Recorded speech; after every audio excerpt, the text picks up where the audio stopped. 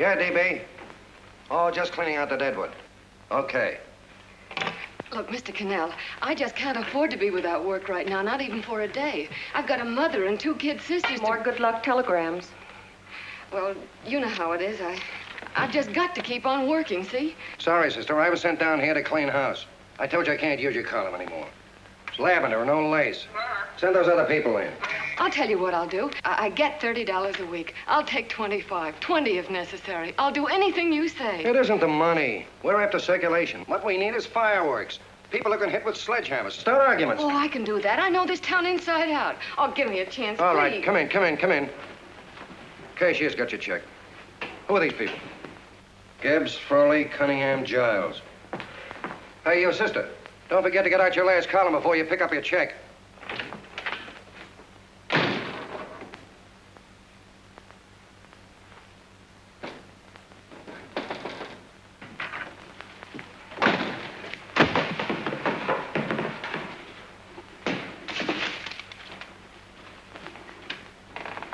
You're a couple of sticks shy in your column, man. Big rich slob like D.B. Norton buys a paper and 40 heads are chopped off. Did you get it, too? Yeah. You too? Oh, Joe. Oh, I'm sorry, darling. Why don't we tear the building down? Before you do, Ann, perhaps you'd better finish this column. Yeah, lavender and old lace. Wait, Joe. Wait. Wants fireworks, huh? Okay.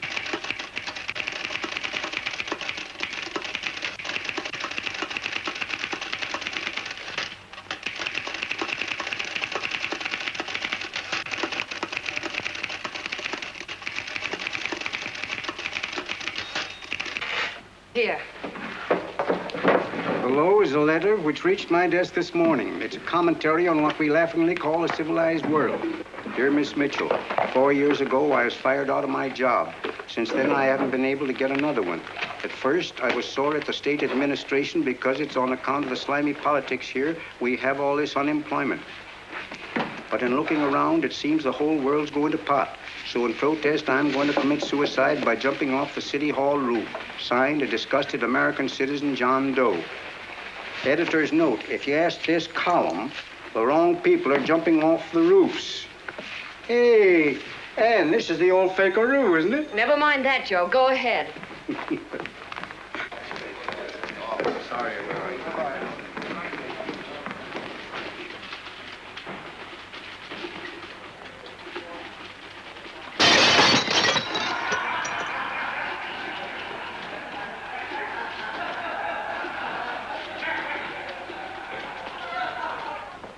And it's because of the slimy politics that we have all this unemployment here. There it is. That's D.B. Norton's opening attack on the governor. Why, Jim, it's just a letter sent into a column. No, I can smell it. That's Norton. Good morning, gentlemen. Good morning, Governor. Morning, Governor. You're rather early. Governor, did you happen to see this in the new bulletin? Yes. I had it served with my breakfast this morning. Jim thinks it's D.B. Norton at work. Of course it is. Oh, come, Jim. That little item, D.B. Norton does things in a much bigger way. This is his opening attack on you, Governor. Take my word for it. What did he buy a paper for? Why did he engage a high-pressure editor like Connell for? He's in the oil business. I tell you, Governor, he's after your scalp. All right, Jim, all right. Don't burst a blood vessel. I'll look into it.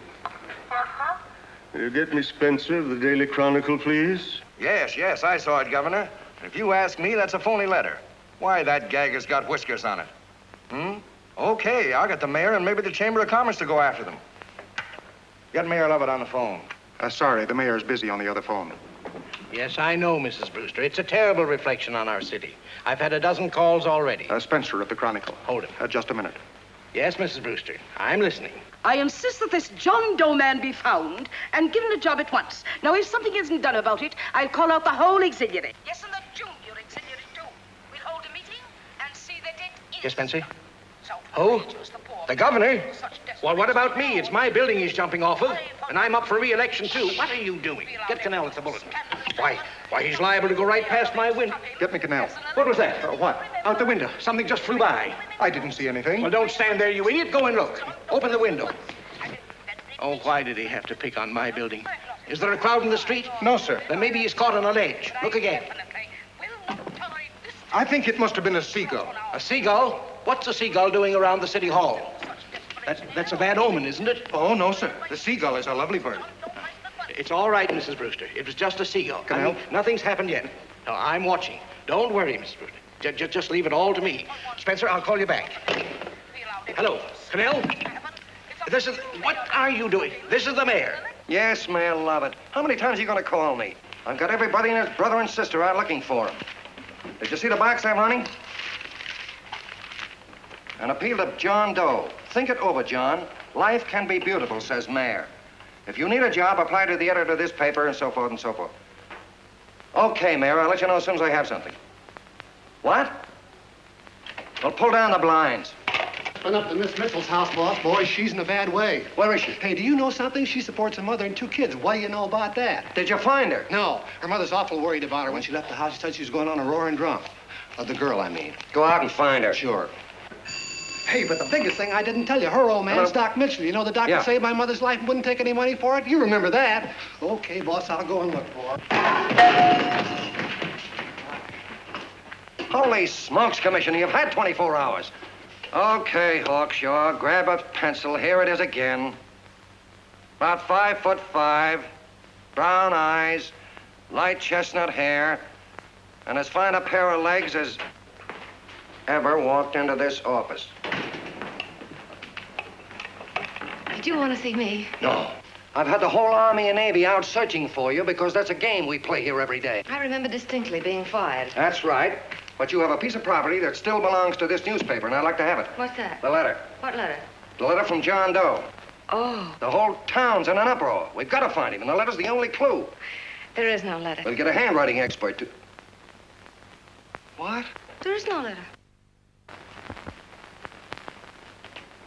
Say that again. There's no letter. I made it up. You made it up. Mm-hmm. You said you wanted fireworks.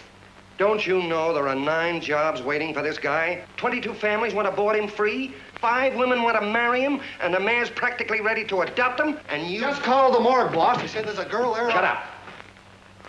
Ann! Say, why didn't you... Beanie. Only one thing to do, Hank. Drop the whole business quickly. How? Run a story. Say John Doe was in here and is sorry he wrote the letter and... That's right. They've got it, sure. He came in here, and I made him change his mind. Bulletin editor saves John Doe's life. Why, it's perfect. I'll have Ned write it up.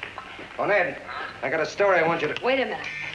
Listen, you great, big, wonderful genius of a newspaper man. You came down here to shoot some life into this dying paper, didn't you? Well, the whole town's curious about John Doe, and boom, just like that, you're going to bury him. There's enough circulation in that man to start a shortage in the ink market. And what man? John Doe. What John Doe? John Doe, the one I made up. Look, genius, now look.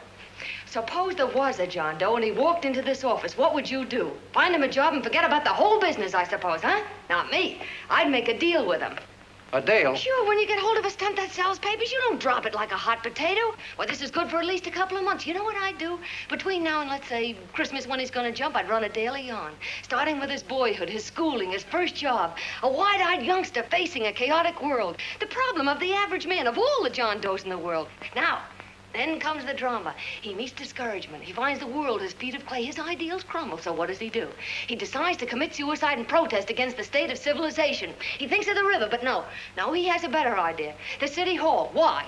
Because he wants to attract attention. He wants to get a few things off his chest, and that's the only way he can get himself heard. So? So he writes me a letter, and I dig him up. He pours out his soul to me. And from now on, we quote, I protest by John Doe. He protests against all the evils in the world. The greed, the lust, the hate, the fear, all of man's inhumanity to man. Arguments will start. Should he commit suicide or should he not? People will write in pleading with him, but no, sir, John Doe will remain adamant. On Christmas Eve, hot or cold, he goes. See? Very pretty. Very pretty indeed, Miss Mitchell. But would you mind telling me who goes on Christmas Eve? John Doe. What John Doe? The one we hire for the job, you lunkhead. Wait a minute. Let me get this through this lame brain of mine. Are you suggesting we go out and hire someone to say he's going to commit suicide on Christmas Eve? Is that it? Well, you're catching on. Who, for instance? Anybody. Beanie'll do. Why, sure. Who, me? Jump off a... Oh, no, any time at Christmas. I'm superstitious.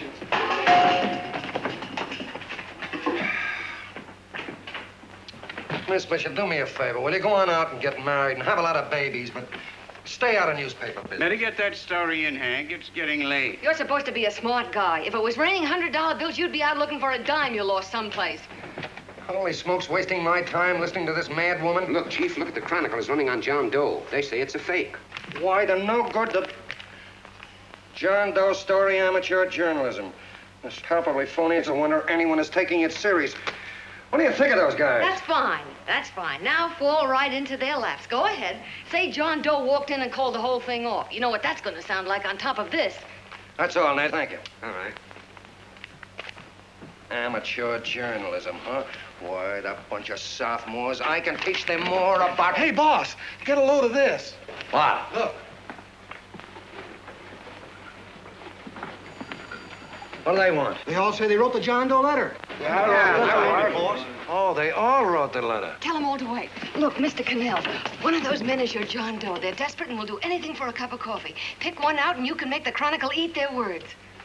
I'm beginning to like this. If you ask me, Hank, you're playing around with dynamite. No. The gal's right. We can't let the Chronicle get the laugh on us. We've got to produce a John Doe now. Amateur journalism, huh? I'll show those guys. Sure, and there's no reason for them to find out the truth either, because naturally I won't say anything. Okay, sister, you get your job back. Plus a bonus. What bonus? Oh, the bonus of $1,000 the Chronicle was going to pay me for this little document.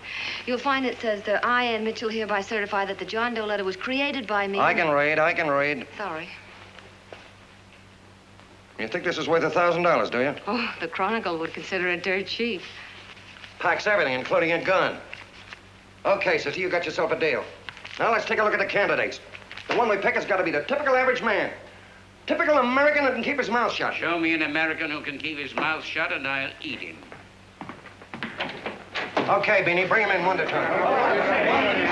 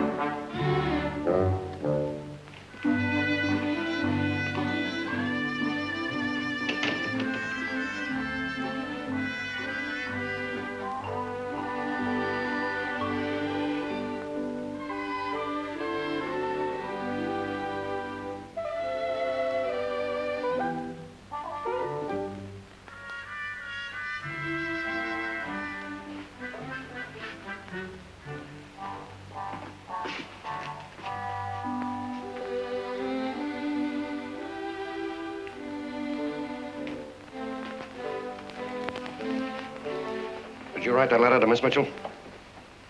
No, I didn't. What are you doing up here, then? Well, the paper says there were some jobs around loose. Thought there might be one left over. Had any schooling? Yeah, a little. What do you do when you work? I used to pitch. Baseball? Yeah, till my wing went bad. Where'd you play? Bush leagues, mostly. How about family? Got any family? No. Oh, just traveling through, huh? Yeah, me and a friend of mine. He's outside. Looks all right. Oh, he's perfect, a baseball player. What could be more American? I wish he had a family, though. Be less complicated without a family. Look at that face, it's wonderful. They'll believe him. Come on.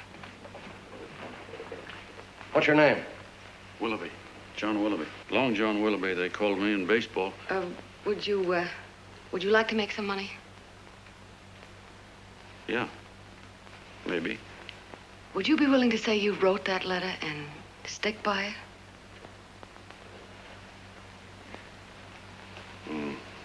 I get the idea. Yeah, maybe.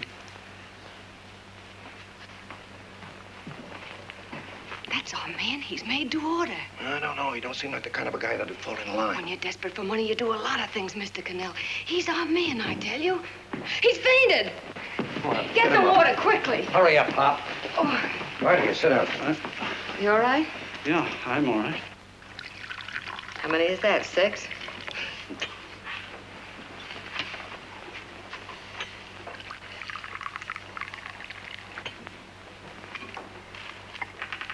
Pretty hungry, weren't you? All this John Doe business is batty, if you ask me. Well, nobody asked you. Trying to improve the world by jumping off buildings. You couldn't improve the world if the buildings jumped on you. Don't mind the colonel. He hates people. He likes you well enough to stick around. Oh, that's because we both play doohickeys. I met him in a boxcar a couple of years ago. I was fooling around with my harmonica, and he comes over and joins in. I haven't been able to shake him since.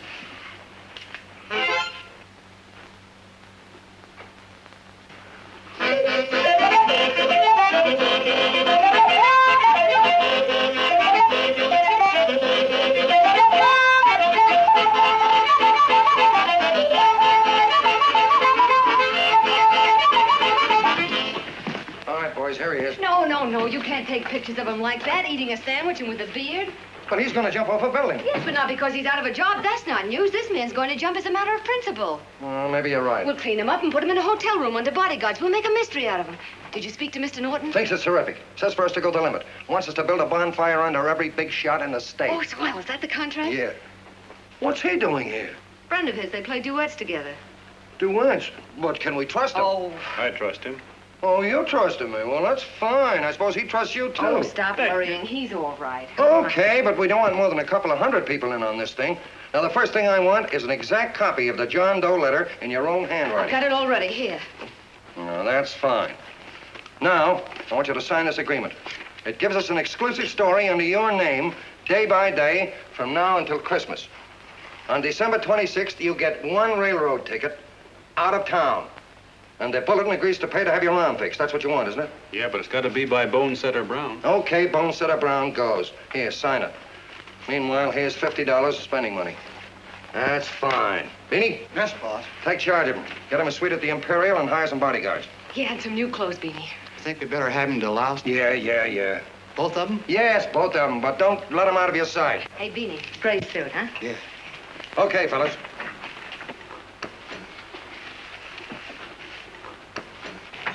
Take it easy, John Doe. And you start pounding that typewriter. Oh, boy, this is terrific. No responsibilities on our part, just statements from John Doe, and we can blast our heads off. Before you pop too many buttons, don't forget to make out that check for 1,000. Okay, fellas, now, let me see. You sit outside the door. Nobody comes in, see? You two fellas sit in here. Hey, pretty nifty, huh?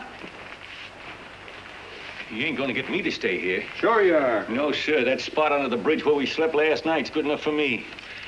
Say, what'll I do with this baggage? Let's stick him in the bedroom. Give me mine. I ain't staying. You know, we were headed for the Columbia River country before all this John Doe business came up. You remember that, don't you? Sure, I remember.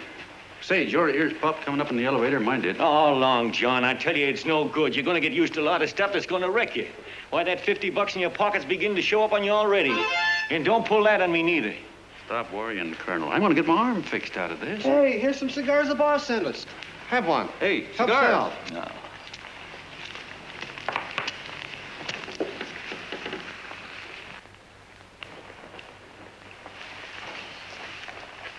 Say, I'll bet you even the major leaguers don't rate an outfit like this. Here, make yourself comfortable. Paper? I don't read no papers, and I don't listen to radios either. I know the world's been shaped by a drunken barber, and I don't have to read it. I've seen guys like you go under before. Guys that never had a worry. Then they got a hold of some dough and went goofy. The first thing that happens Hey, to did a you get guy... a load of the bedroom? No. The first thing that happens to a guy like that, he starts wanting to go into restaurants and sit down at a table and eat salads and cupcakes and tea. Boy, what that kind of food does to your system.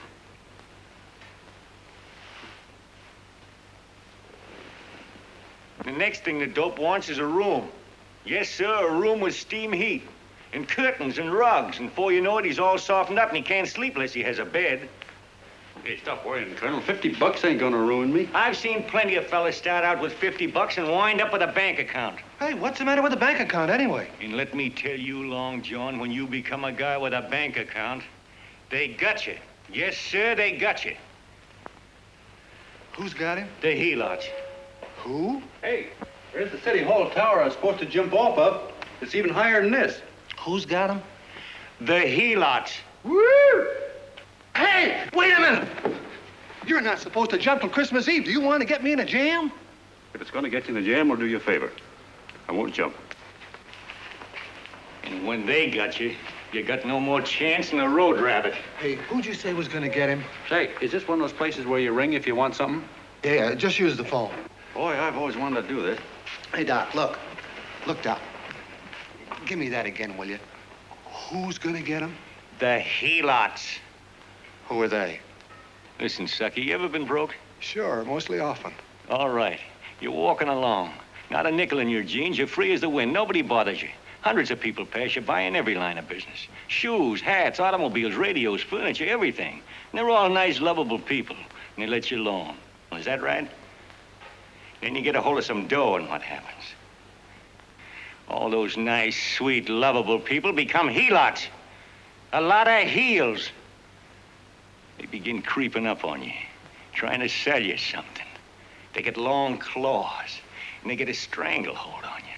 And you squirm, and you duck, and you holler, and you try to push them away, but you haven't got a chance. They got you. First thing you know, you own things. A car, for instance. Now your whole life is messed up with a lot more stuff. You get license fees, and number plates, and gas, and oil, and taxes, and insurance, and identification cards, and letters, and bills, and flat tires, and dents, and traffic tickets, and motorcycle cops, and courtrooms, and lawyers, and fines, and 1,000,001 other things. And what happens? You're not the free and happy guy you used to be. You gotta have money to pay for all those things. So you go after what the other fellas got. And there you are. You're a helot yourself.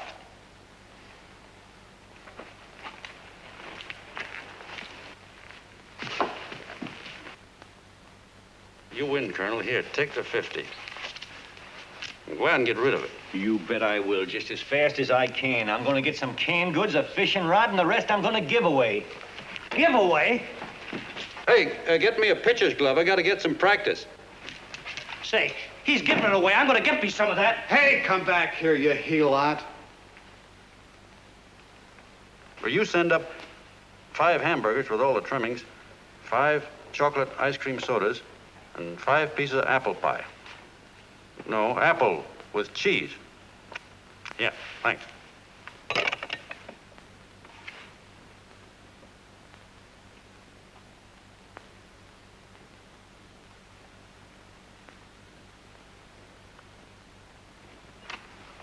Hello there. Well, well.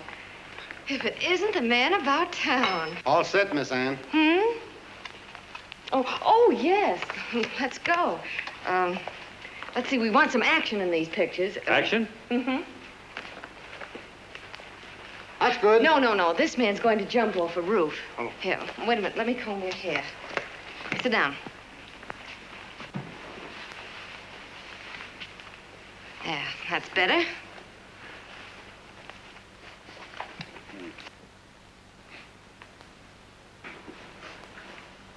You know, he's got a nice face, hasn't he? Yeah, he's pretty.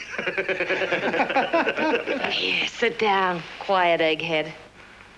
All right, now a serious expression. Can't. I'm feeling too good. Oh, come on now. This is serious. You're a man disgusted with all of civilization. With all of it? Yes, you're sore at the world. Come on now. Oh, crabby guy, huh? Yeah. No.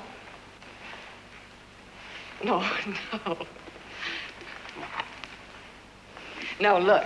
You don't have to smell the world. Well, all those guys in the picture Never mind stand... those guys. All right, stand up. Now, let's see what you look like when you protest. Against what? Against anything, just protest. You got me. Oh, look, I'm the umpire, and you just cut the heart of the plate with your fast one, and I called it a ball. What would you do? Oh, you did, huh? Yeah. Why can't you call him right, you boneheaded... Grab it, Eddie, grab it!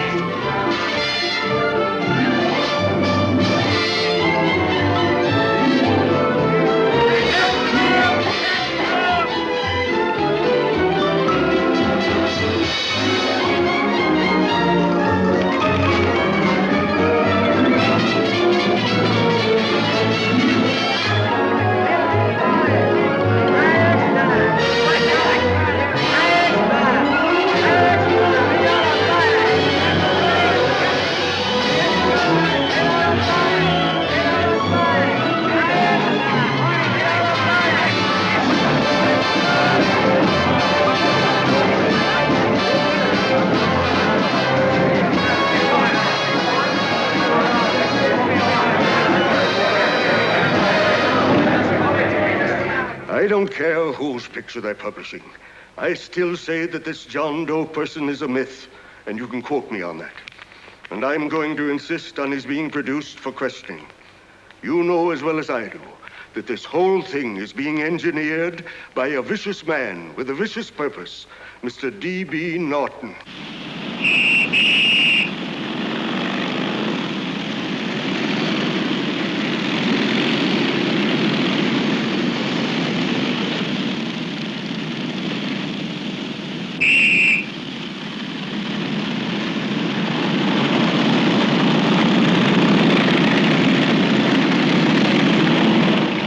Connell and Miss Mitchell are at the house, sir. Oh, they are? All right. Come on. Personally, I think it's just plain stupidity to drop it. Now, you should see his fan mail. Thousands.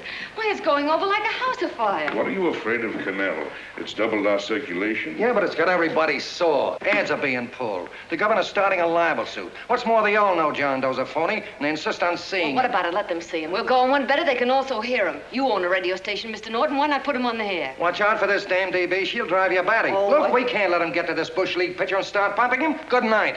Now, tell him what that screwball might do. I walk in yesterday, here he is, standing on a table with a fishing pole, fly casting. Take my advice and get him out of town before this thing explodes in our faces. If you do, Mr. Norton, you're just as much of a dumb cluck as he is. Excuse me. No, you got yourself a meal ticket and you hate to Sure, let it's go. a meal ticket for me. I admit it, but it's also a windfall for somebody like Mr. Norton who's trying to crash national politics. That's what you bought the newspaper for, isn't it? You want to reach a lot of people, don't you? Well, put John Doe in the air and you can reach 130 million of them. He can say anything he wants and they'll listen to him. All right, we'll forget the governor and the mayor and all the small fry like that. This can arouse national interest. If he made a hit around here, he can do it every place else in the country. And you'll be pulling the strings, Mr. Norton. Go down to the office and arrange for some radio time. Well, DB, you're not going to I fall. want it as soon as possible. Okay, I just came in to get warm myself. Come on, let's go. Don't you go. I want to talk to you.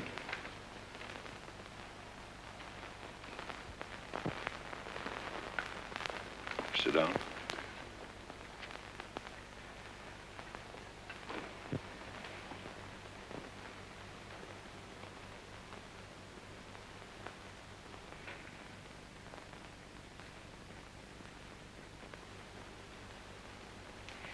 Hey, this John Doe idea was yours, huh?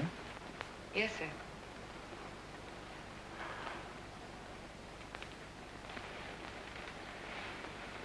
How much money do you get? $30. $30. Well, what are you after? I mean, what do you want? A journalistic career? Money. Money? Well, I'm glad to hear somebody admit it. Do you suppose you could write a radio speech that would put that fellow over? Oh, I'm sure I can. Do it, and I'll give you $100 a week. $100? That's only the beginning. You play your cards right, and you'll never have to worry about money again. Oh, I knew it. Hello. Hello. Whenever there's a pretty woman around. This is my nephew, Ted Sheldon, Miss Mitchell. How do you do? How do you do? All right, Casanova, I'll give you a break. See that Miss Mitchell gets a car to take her home. Always reading my mind, aren't you? Thank you very much for everything. And Miss Mitchell, I think from now on you'd better work directly with me. Yes, sir.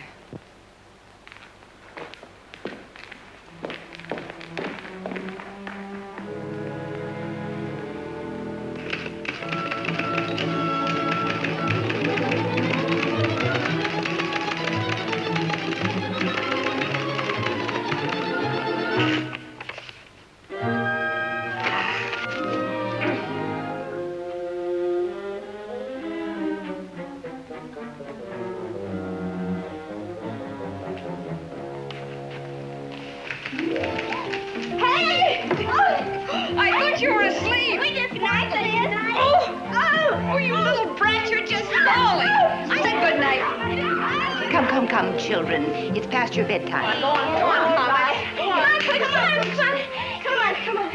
Now, keep Pooch off the Stick bed. a fork through me. I'm done. I'll never get this speech right. Oh, yes, you will, Ann, dear. You're very clever. Yeah, I know. What are you looking for? Your purse, I need $10. What for? I gave you 50 just the other day. Yes, I know, dear, but Mrs. Burke had her baby yesterday. 9 pounds. And there wasn't a thing in the house. And then the community chest lady came. And the 50's all gone, huh? Who's the 10 for? The Websters. The Websters. You remember those lovely people your father used to take care of. I thought I'd buy them some groceries. Oh, Anne, dear, it's a shame those You're poor... marvelous, Ma. You're just like Father used to be. Do you realize a couple of weeks ago we didn't have enough to eat ourselves? Well, yes, I know, dear, but these people are in such need. And we have plenty now. If you're thinking of that $1,000, forget it. It's practically all gone. We owed everybody in town. Now, you just gotta stop giving all your money away. Oh, Anne, dear. Oh, I'm sorry, Ma. Oh, don't pay any attention to me. I guess I'm just upset about all this. Gee whiz, here I am with a great opportunity to get somewhere, to give us security for once in our lives, and I'm stuck. If I could put this over, your Mrs. Burke can have 6 babies. I mean, this speech you're writing? Yeah, I don't know. I simply can't get it to gel. I created somebody who's going to give up his life for a principle. Hundreds of thousands of people are going to listen to him over the radio. And unless he says something that's sensational, it's just no good. Well, honey, of course, I don't know what kind of a speech you're trying to write, but judging from the samples I've read, I don't think anybody will listen. What? Darling, there's so many complaining political speeches. People are tired of hearing nothing but doom and despair on the radio. If you're going to have him say anything, why don't you let him say something simple and real, something with hope in it? If your father were alive, he'd know what to say. Oh, yeah. Father certainly would. Wait a minute.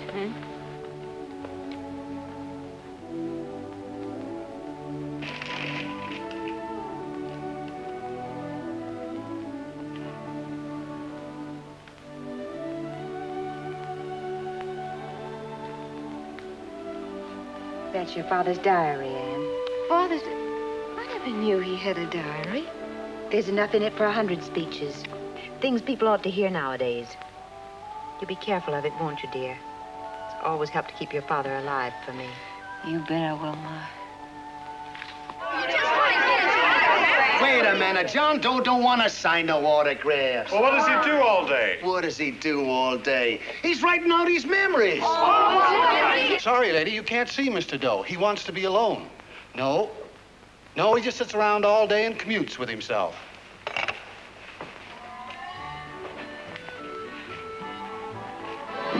Oh!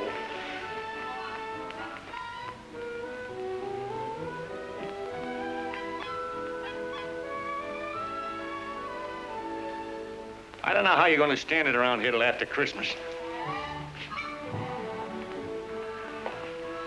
I'll bet you ain't heard a train whistle in 2 weeks.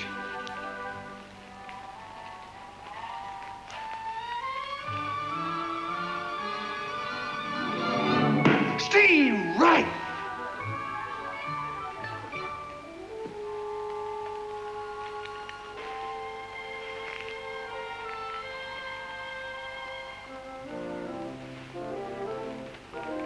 I know why you're hanging around.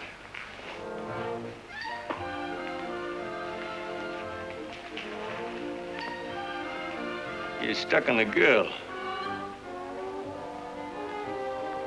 That's all a guy needs is to get hooked up with a woman.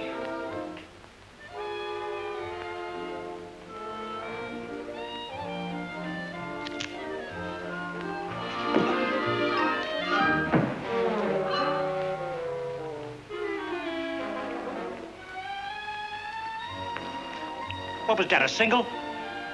First baseman dropped the ball. Butterfingers. Tough luck, pal.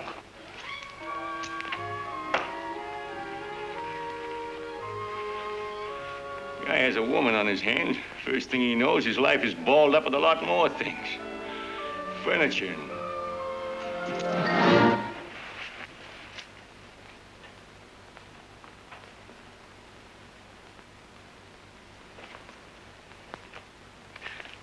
Did you get him? You're out. Swell. What's this, the end of the 8th? 9th.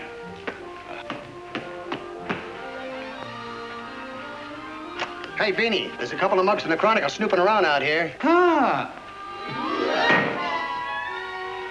Come on, Angel Face. Gangway. What's the score, Angel Face? 3-2, our favor. Gee, that's great.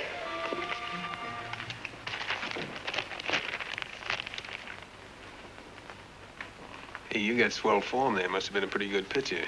Pretty good. Say, I was just about ready for the major leagues when I chipped a bone in my elbow. I got it pitching a 19-inning game. 19? Yep. There was a major league scout there watching me, too. And he came down after a game of the contract. You know what? I couldn't lift my arm to sign it. I'll be okay, though, as soon as I get it fixed up. It's too bad. What do you mean, too bad? Huh? Oh, that you'll never be able to play again. What are you talking about? I just told you I was going to get... Well, you know how they are in baseball if a guy's mixed up in a racket. Racket? What do you mean? Well, I was just thinking about this John Doe business. Why, as soon as it comes out it's all a fake, you'll be washed up in baseball, won't you? Yeah. Hey, doggone. I never thought about that.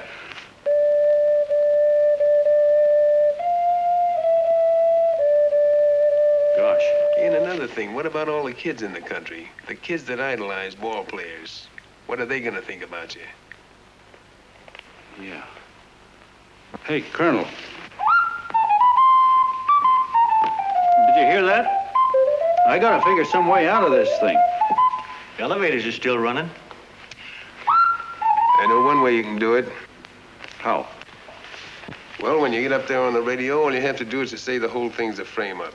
Make you a hero sure as you're born. Yeah, but how am I gonna get my arm fixed? Well, that's a cinch. I know somebody that'll give you $5,000 just to get up on the radio and tell the truth. $5,000? Yeah, $5,000, and he gets it right away. You don't have to wait till Christmas. Look out, Long John. They're closing in on you. Say, who's putting up this dough? Fellow runs the Chronicle. Here's the speech you make, and it's all written out for you. $5,000. Holy mackerel, I can see the helots coming, the whole army of them. It's on the level.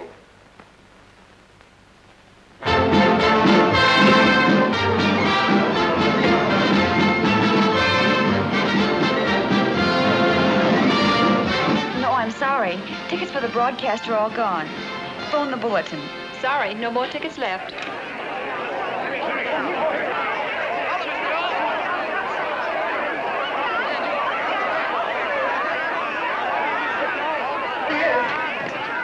Hello, John. All set for the big night? Swell. Turn around.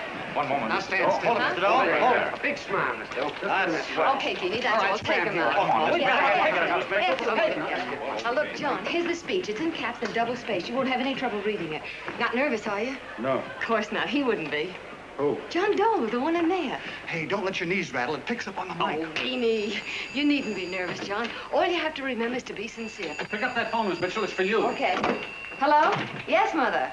Oh, thank you, darling. Oh, there he is, the poor dear man. Oh, good luck to you, Mr. Doe. We want you to know that we're all for you. The girls all decided that you're not to jump off any roof at all. Even if we have to, we'll stop it. You got the speech I gave you? Yeah. Now, look. I'll give this money to the colonel just as soon as you get started. We'll have a car waiting at the side entrance for you. Okay. How'd you get in here? Huh? Oh, I just came in to wish him Come luck. on, out. Mother says good luck, too. John, when you read that speech, please believe every word of it. He's turned out to be a wonderful person, John. Who? John Doe, the one in the speech. Oh. You know something? I've actually fallen in love with him. All right, there he is, sister. Now, come on, plenty of both. What's the idea? No, that's too much. That's not so much. Come on. That's it. Oh, this is no time for cheap publicity, Mr. Connell. Listen, if that guy lays an egg, I want to get something out of it. I'm getting a Jane Doe ready. Oh, come on. Yeah. Will you, fellas? Give me a All right, chance. that's I enough. have to raise just one more. Now, that's fine, honey. You go ahead. After you've been doing. Go ahead. How you doing? Oh. All right, Benny, bring him in. Holy smoke, a half a helot.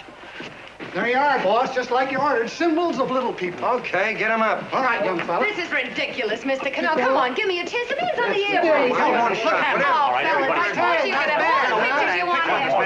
No, come on, ask. You can have a...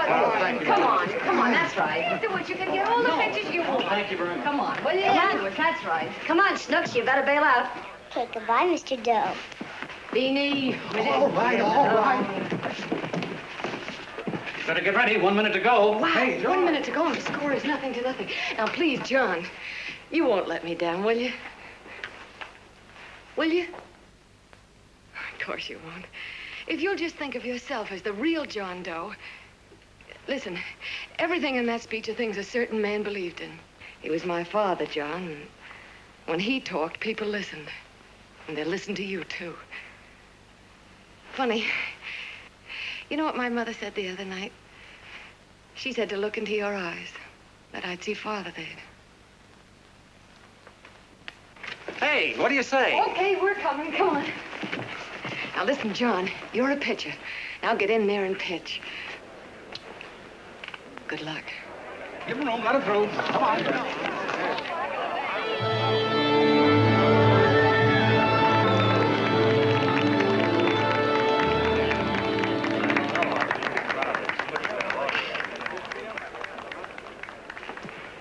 Hey, let's get out of here. There's the door right there. Hey, what are you doing here? That's what I'd like to know. Come on, out. Hey, he's a friend of mine. Never mind, let him alone. He's all right. I'll be right over there pulling for you. No, John, over here.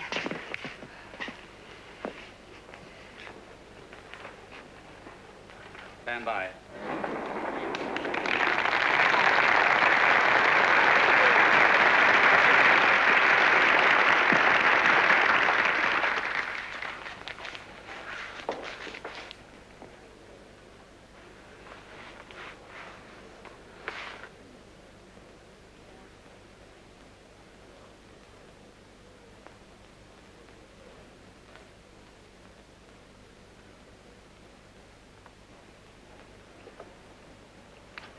Phone the Chronicle. Tell them to start getting those extras out.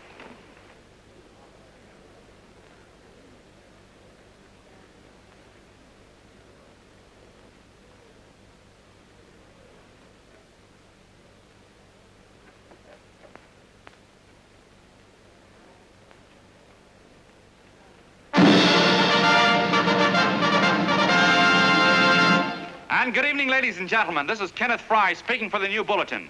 Tonight we give you something entirely new and different.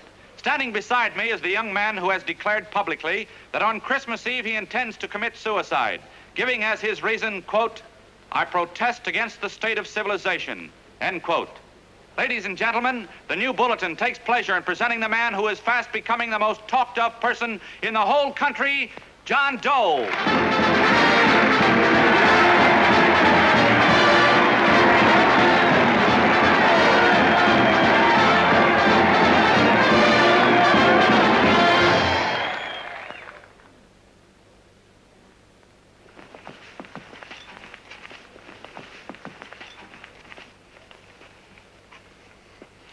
Ladies and gentlemen, I am the man you all know as John Doe. I took that name because it seems to describe the average man. And that's me. And that's me. Well, it was me before I said I was going to jump off the city hall roof at midnight on Christmas Eve. Now, I guess I'm not average anymore. Now I'm getting all sorts of attention. From big shots, too. We've been double-crossed. The mayor and the governor, for instance. They don't like those articles I've been writing. You're an imposter, young fella. That's a pack of lies you're telling. Who wrote that speech for you? Penny, get that guy. Hey, Penny.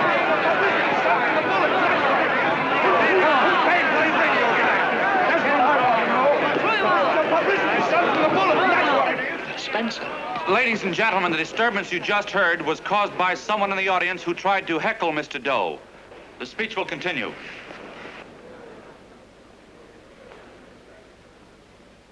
Well, people like the governor and that fella there can stop worrying. I'm not going to talk about them.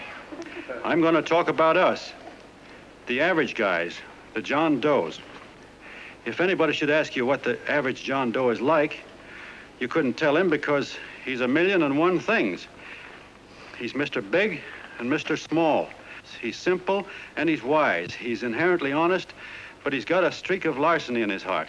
He seldom walks up to a public telephone without shoving his finger into the slot to see if somebody left a nickel there.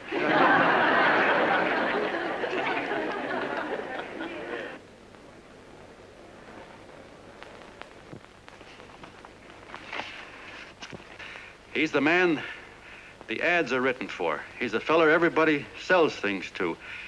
He's Joe Dokes, the world's greatest stooge and the world's greatest strength.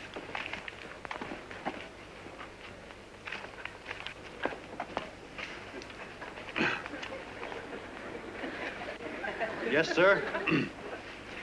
Yes, sir, we're a great family, the John Does. We're the meek who are supposed to inherit the earth. You'll find us everywhere. We raise the crops, we dig the mines, work the factories, keep the books, fly the planes, and drive the buses. And when a cop yells, "Stand back there, you," he means us, the John Does. Well, what kind of a speech is that? Didn't you read it? We've existed since time began. We built the pyramids. We saw Christ crucified, pulled the oars for Roman emperors, sailed the boats for Columbus, retreated from Moscow with Napoleon, and froze with Washington at Valley Forge. Yes, sir. We've been in there dodging left hooks since before history began to walk. In our struggle for freedom, we've hit the canvas many a time, but we always bounce back because we're the people, and we're tough.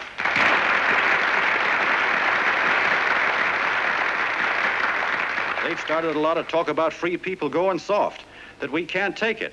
That's a lot of hooey. A free people can beat the world at anything, from war to tiddlywinks, if we all pull in the same direction.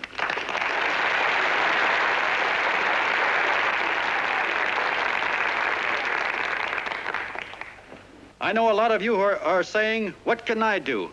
I'm just a little punk. I don't count." Well, you're dead wrong. The little punks have always counted, because in the long run, the character of a country is the sum total of the character of its little punks.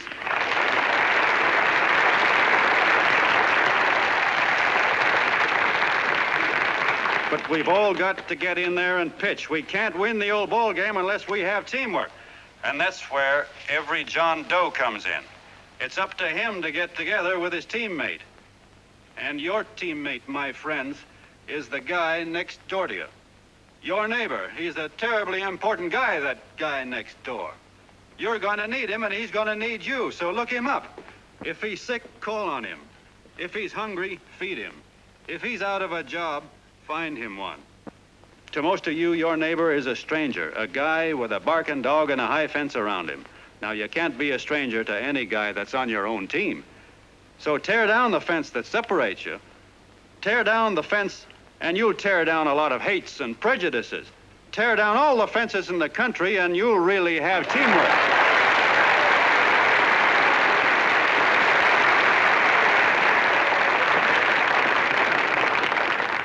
I know a lot of you are saying to yourselves, he's asking for a miracle to happen. He's expecting people to change all of a sudden. Well, you're wrong. It's no miracle. It's no miracle because I see it happen once every year, and so do you, at Christmas time. There's something swell about the spirit of Christmas, to see what it does to people, all kinds of people.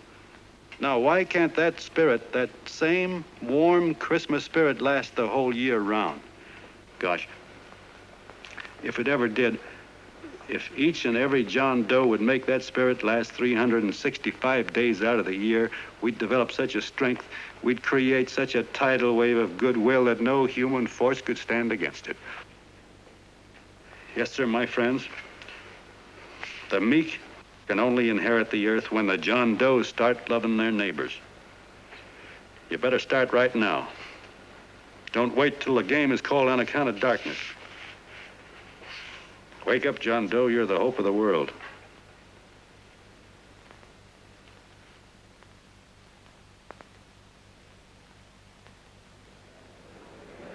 John, you're wonderful.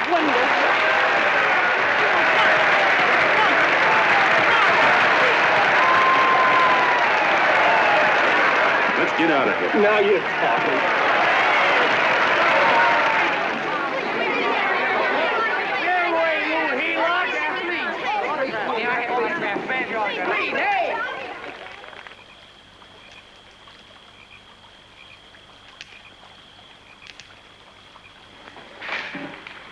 I knew you'd wake up sooner or later. Boy, am I glad we got out of that mess. I had the $5,000 sewed up. Could have been on my way to old Doc Brown. You're a pitcher, John, she says. Now, go in there and pitch.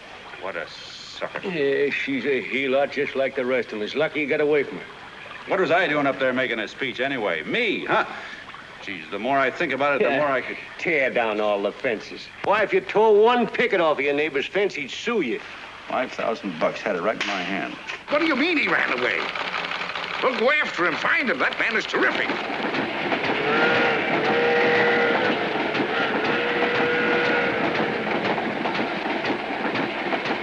Columbia River, here we come.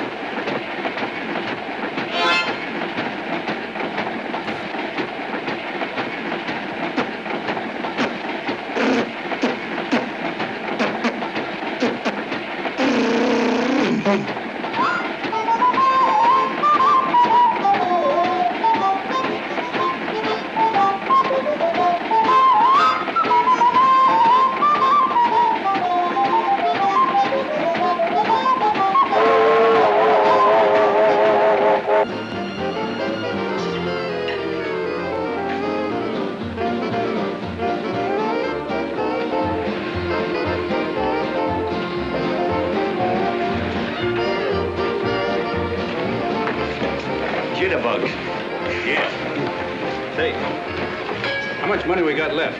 4 bits. Better make it donuts, huh? Yeah.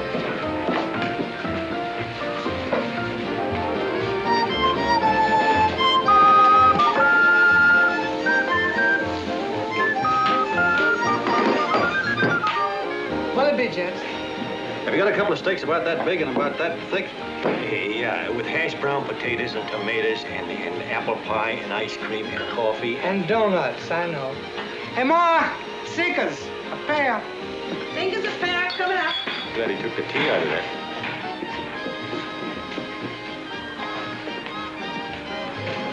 Hey, look. Join the John Doe Club. John Doe Club.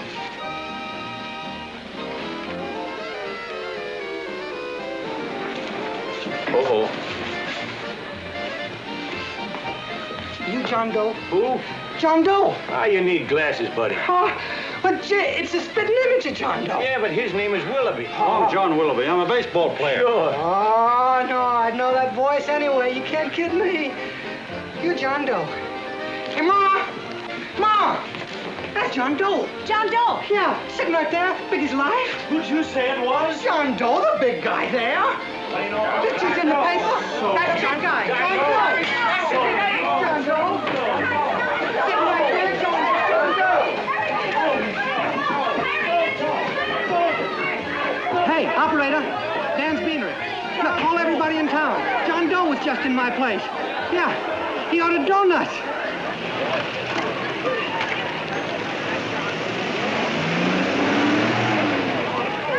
John Doe. Let's see John Doe. Come on. I know you all.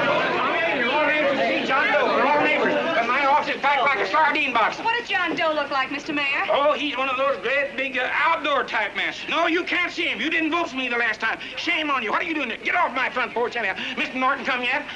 Oh, well, I wonder where he's at. What's keeping him? He should have been here 15 minutes ago. Oh, there he comes now. Now, everybody on your dignity. Don't do anything to disgrace us. A little town, but we got to show off. Better let me talk to him. All right, but present it to him as a great cause for the common man. Ah, here he comes. Now, give him room down there. Give him room, folks. Come on now. Come on. Here he comes. Here he comes. Here's Mr. Norton. How do you do, Mr. Norton? I'm Mayor Hawkins. Here's Mr. Norton. Let me go, you darn fool. I'm the mayor. Mr. Norton. Mr. Norton. Mr. Norton.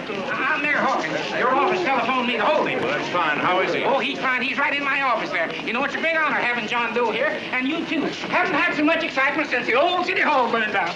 People are so excited and they'll tear clothes off. Oh, Matilda, darling, phone the newspapers, tell them Mr. Norton's here. Step right inside, Mr. Norton. My office. Very comfortable here, Mr. Norton. Just had it air conditioned. Gangway, please. Make room for Mr. Norton. Gangway. Gangway. Here he is, Mr. Norton. Well taken care of. The neighbors are serving him a light lunch. Hello, John. Well, Mr. Mayor, if you don't mind, we'd like to talk to him alone. Why, certainly, certainly. All right, everybody. Clear out. No, but you... Everybody, quickly now. Come on. Come on. Come on. That's it. Oh, that's it. All right. Don't argue with me here. Wait till we get home. Don't you push me around like that. Even though I'm your wife, you can't push me around. Look, Mr. Norton, I think you got a lot of nerve having those people hold us here. There's nobody holding you here, Mr. Doe. It's only natural that There's nobody holding us here. Let's get going. Incidentally, my name isn't Doe, it's Willoughby. Look, John, something terribly important's happened. They're forming John Doe clubs. We know of 8 already, and they say that there's John Doe clubs? What for? To carry out the principles you talked about in your radio speech. I don't care what they're forming. I'm on my way, and I don't like the idea of being stopped either. Oh, but you don't know how big this thing is. You should see the thousands of telegrams we've received and what they're saying about you. Look, it started as a circulation stunt, didn't it? Well, you got your circulation. Now, why don't you let me alone? Oh, it started as a circulation stunt, but it isn't anymore. Mr. Norton wants to get back of it and sponsor John Doe clubs all over the country. He wants to send you on a lecture tour. Me? Uh-huh. Well, certainly, with your ability to influence people, it might grow into a glorious movement. Say, let's get something straight here. I don't want any part of this thing. If you got an idea I'm going around lecturing the people, why, you're crazy. Baseball's my racket, and I'm sticking to it. Come on, Colonel, let's get out of here. John, Please, please. I just got rid of one crowd. But please, Mr. Mayor, tell him the John Doe Club wants to talk to him. Let them in, Mr. Mayor. Let them come in. Okay, folks, but remember your manners. No stampeding. Walk slow, like you do when you come to pay your taxes.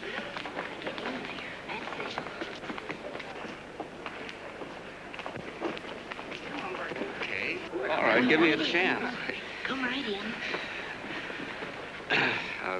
My name's Bert Hanson, Mr. Doe. I'm the head soda jerker at Schwabacker's drugstore. Well, sir, you see, me and my wife, we heard your broadcast, and we got quite a bang out of it, especially my wife. Kept me up half the night saying, that man's right, honey. The trouble with the world is nobody gives a hoot about his neighbor. That's why everybody in town's sore and cranky at each other. And I kept saying, well, that's fine, but how's a guy gonna go around loving the kind of neighbors we got? Old Sourpuss, for instance. You see, Sourpuss Smithers is a guy lives all alone next door to us. He's a cranky old man and runs a second-hand furniture store. We haven't spoken to him for years. I always figured he was an ornery old gent that hated the world because he was always slamming his garage door and playing the radio so loud he kept half the neighbors up. Well, anyway, the next morning, I'm out watering the lawn, and I look over, and there's Sourpuss on the other side of the hedge straightening out a dent in his fender. And my wife yells to me out the window. She says, go on, speak to him, Bert. And I figured, well, heck, I can't lose anything, so I yelled over to him, good morning, Mr. Smithers. He went right on pounding his fender. His eye burned. So I turned around to give my wife a dirty look, and she said, louder, louder, he didn't hear you. So in a voice you could have heard in the next county, I yelled, good morning, Mr. Smithers. Well, sir, you could have knocked me over with a feather. Old Sourpuss turned around, surprised-like, and he put on a big smile, came over and took my hand like an old lodge brother, and he said, good morning, Hanson. I've been wanting to talk to you for years, only I thought you didn't like me. And then he started chatting away like a happy little kid, and he got so excited his eyes all...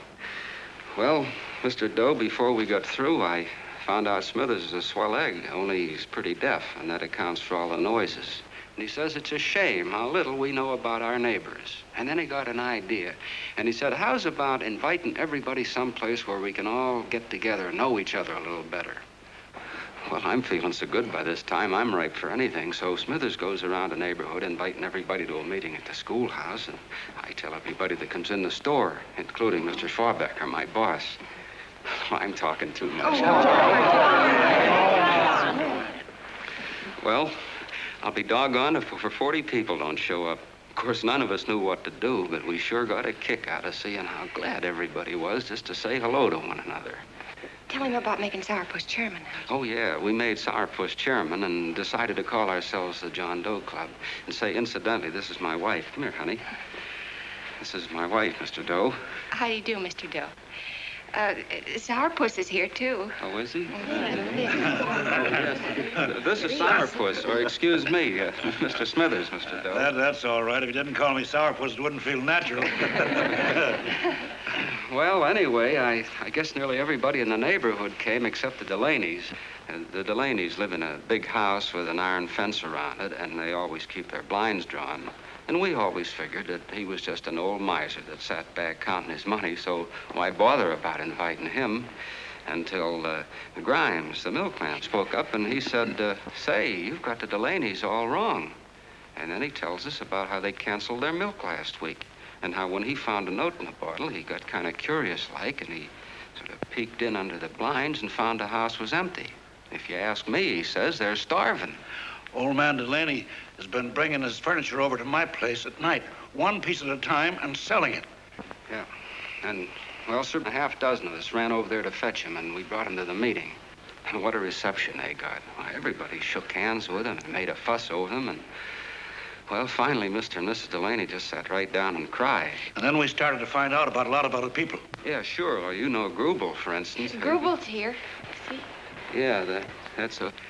Of course, you don't know Grubel, but he's the man that everybody figured was the worst no-account in the neighborhood because he was living like a hermit, and nobody would have anything to do with him.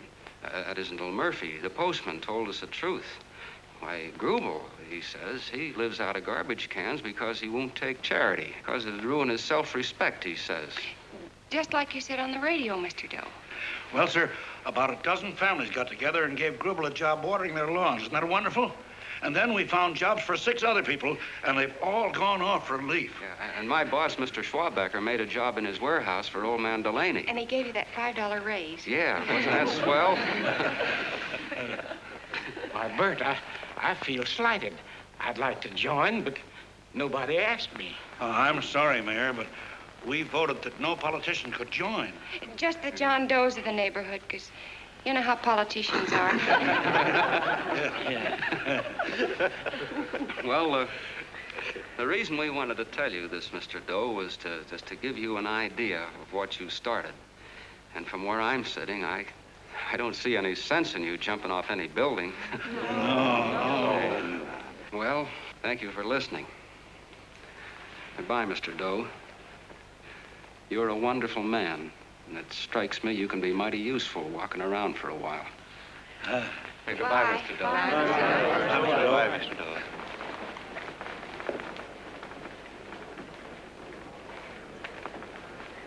I'm Mrs. Delaney, Mr. Doe. And God bless you, my boy.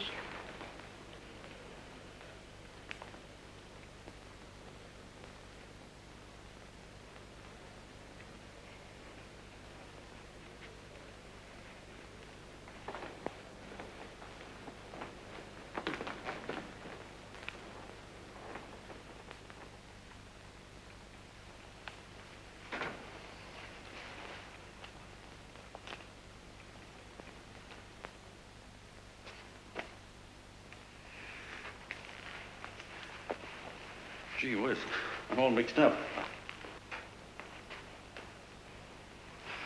I don't get it. Look, all those swell people think I'm going to jump off a building or something. I never had any such idea. Gosh. The fellow'd have to be a mighty fine example himself to go around telling other people how to... Say, look, what happened the other night was on account of Miss Mitchell here. She wrote the stuff. Don't you see what a wonderful thing this can be? But we need you, John. You're hooked. I can see that right now. They got you. Well, I'm through. For 3 years, I've been trying to get you up to the Columbia River country. First it was your glass arm, then it was the radio, and now it's the John Doe clubs. Well, I ain't waiting another minute. Gangway, you helots. Hey, Colonel, wait a minute. Hey, Colonel! I want you personally to go along with John Doe and Miss Mitchell and handle the press and the radio. Me? Yes, I don't want to take any chances. And Johnson. Yes, Stevie? Your crew will do the mop-up job. They'll follow John Doe into every town, see that the clubs are properly organized and the charters issued. Right. There are only 8 flags up there now. I want to see that map covered before we get through.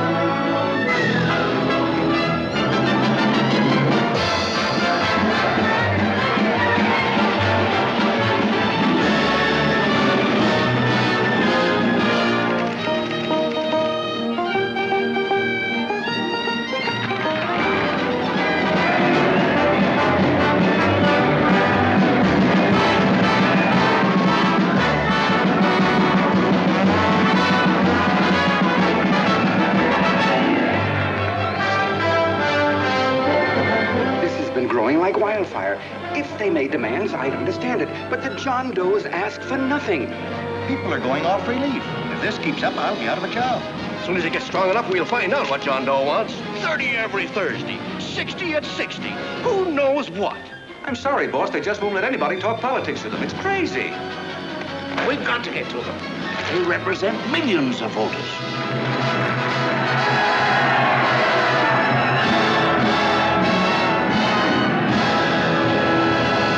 I tell you, ladies and gentlemen, this thing has been nothing short of a prairie fire. We've received so many applications for charters to the John Doe clubs, we haven't been able to take care of them. I'd hate to have that many pins stuck in me. This John Doe convention is a natural. It's going to put our city on the map. By over 2,400 John Doe clubs are sending delegates. Can you imagine that? You, Mr. Mayor, will be the official host. You will make the arrangements for decorating the city, parades, and a reception for John Doe when he gets home. And don't wear your high hat. No high hat? No high hat. And from you, Connell, I want a special John Doe edition every day until the convention is over. And now, if you will, please step into the outer office and look your prettiest because there are photographers there to take pictures of this committee. Don't worry, Libby. Everything will be taken care of. Isn't it all too wonderful? Gather down here tonight, spoon down, get a nice picture of you. Oh, Mr. Mayor, would you step down in front row, please? You ladies get close to him, that's it. Well, I don't get it. Get what? Look, DB, I'm supposed to know my way around. This John Doe movement has cost you a fortune. Now, this convention is going to cost plenty. Well? Well, I'm stuck with 2 and 2, and I'm a sucker if I can make 4 out of it. Where do you come in? I'll have the satisfaction of knowing that my money has been spent for a worthy cause. I see. I better stick to running the paper, huh? I think maybe you better had. And Connell, I'd like to have the John Doe contract, all the receipts for the money we advanced him, and the letter Miss Mitchell wrote, for which I gave her $1,000. Yes, sure. Well, we leave for the airport. Half an hour. Is that Johnny boy's room? Better hustle him up. He'll be ready on time. He's packing. Ah, good. Did you see his picture on the cover of Time? Yeah. I gotta give you credit, Annie girl. I've handled a good many big promotions in my time. Everything from a World's Fair to a channel swimmer. But this one has certainly got me spinning. And now a John Doe convention. Wow. Say, if you could only get him to jump off the City Hall roof on Christmas Eve, I'd guarantee you 500,000 people there. Charlie. Huh? What do you make of him? Oh, Johnny boy?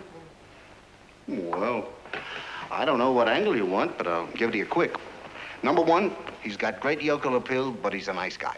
Number 2, he's beginning to believe he really wrote that original suicide letter that you made up. Number 3, he thinks that you're Joan of Arc or something. Yeah, I know. Number 4, well, you know what number 4 is. He's nuts about you. Yeah, it's running out of his ears.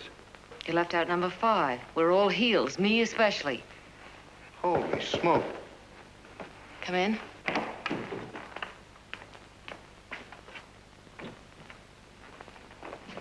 I'm all packed. Good. I'll go and get Beanie Boy. Okay, Charlie boy.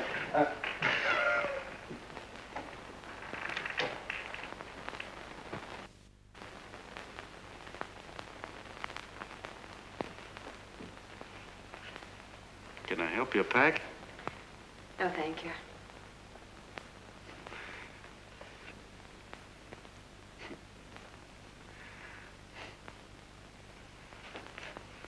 You care if I sit down out here? No.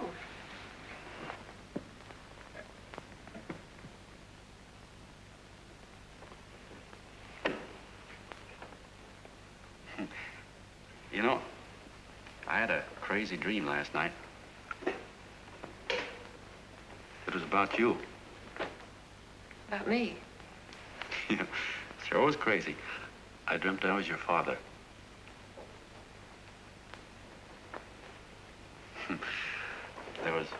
There was something I was trying to stop you from doing.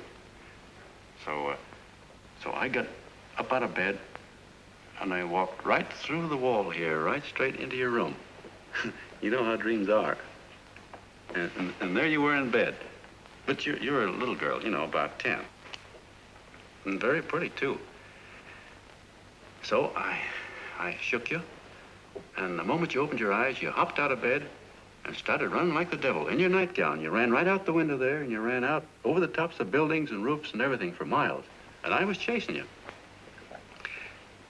And all the time you were running, you kept growing bigger and bigger and bigger, and pretty soon you were as big as you are now, you know, grown up. And all the time I kept asking myself, what am I chasing her for? And I didn't know. Isn't that a hot one? Well, anyway, you ran into some place, and then I ran in after you, and when I got there you were getting married. And the nightgown had changed into a beautiful wedding gown. You sure look pretty, too. And then I knew what it was I was trying to stop you from doing. Dreams are sure crazy, aren't they? Well, would you like to know who it was you were marrying? Oh, a tall, handsome Ubangi, I suppose. No, not that bad. It was that fellow that sends you flowers every day. Yeah, what's his name? Mr. Norton's nephew? Ed Sheldon. Yeah, that's the one. But here's the funniest part of it all. I was the fella up there doing the marrying, you know, the justice of peace or something. You were? I thought you were chasing me. Well, yes, I was, but I was your father then, you see. But the real me, John Doe, or that is, Long John Willoughby, I was the fella up there with the book. You know what I mean? I guess so. Then what happened? Well, I took you across my knee and I started spanking you. That is, I didn't do it. I mean, I did do it, but it wasn't me, you see. I was your father then. Well, I held you across my knee and I said, Annie, I won't allow you to marry a man that's just rich or that has his secretary send you flowers. The man you marry has got to swim rivers for you. He's got to climb high mountains for you. He's got to slay dragons for you. He's got to perform wonderful deeds for you. Yes, sir. And all the time, the guy up there, you know, with the book, me, just stood there nodding his head. And he said, go to it, Pop. Whack her one from me, because that's just the way I feel about it, too. So he said, come on down here and whack her yourself. So I came down and I whacked you a good one, see? Then he whacked you, and I whacked you another one. We both started whacking you like... Well, if you're through whacking her, come on, let's get going. Okay, fellas, right in here. You go out the side entrance. There's a bunch of autograph seekers out front. We'll be down with the bags in a minute. Come on, don't make a government project out of this. Hi, Benny. When's our plane take off again? Couple of minutes. How many people do you think we've talked to already, outside the radio, I mean? Oh, I don't know. About 300,000. 300,000. What makes them do it, Ann? What makes them come and listen and get up their John Doe clubs the way they do? I've been trying to figure it out. Look, John, what we're handing them are platitudes. Things they've heard 1,000,000 times. Love thy neighbor, clouds have silver linings, turn the other cheek. It's just a... Yeah, I heard them 1,000,000 times, too, but... there you are. Maybe they're like me, just beginning to get an idea what those things mean. Yeah, I never thought much about people before. They were always just somebody to fill up the bleachers. The only time I worried about them is when they didn't come in to see me pitch. You know, lately I've been watching them when I talk to them. I could see something in their faces. I could feel that they were hungry for something. You know what I mean? Maybe that's why they came. Maybe they're just lonely and wanted somebody to say hello to. I know how they feel. I've been lonely and hungry for something practically all my life.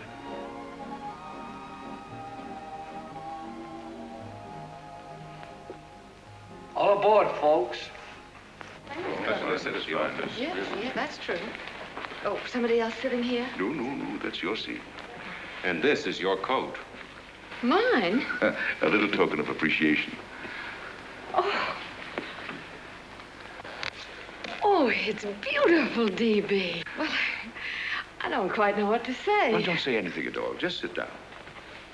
Oh, Go ahead, open it.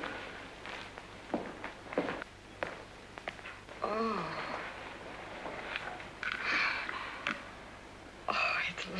lovely. And a new contract goes with it. Well, come on, spring it. You've got something on your mind. It must be stupendous. You know, that's what I like about it. Right to the point, like that. All right, Practical Annie, here it is. Tomorrow night, before a crowd of 15,000 people and talking over a nationwide radio hookup, John Doe will announce the formation of a third party. A third party? Yes, the John Doe Party. Devoted entirely to the interests of all the John Does all over the country, which practically means 90% of the voters. He will also announce the third party's candidate for the presidency.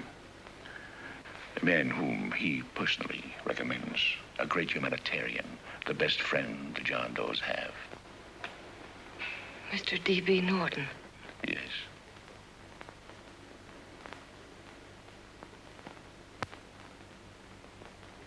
Wow.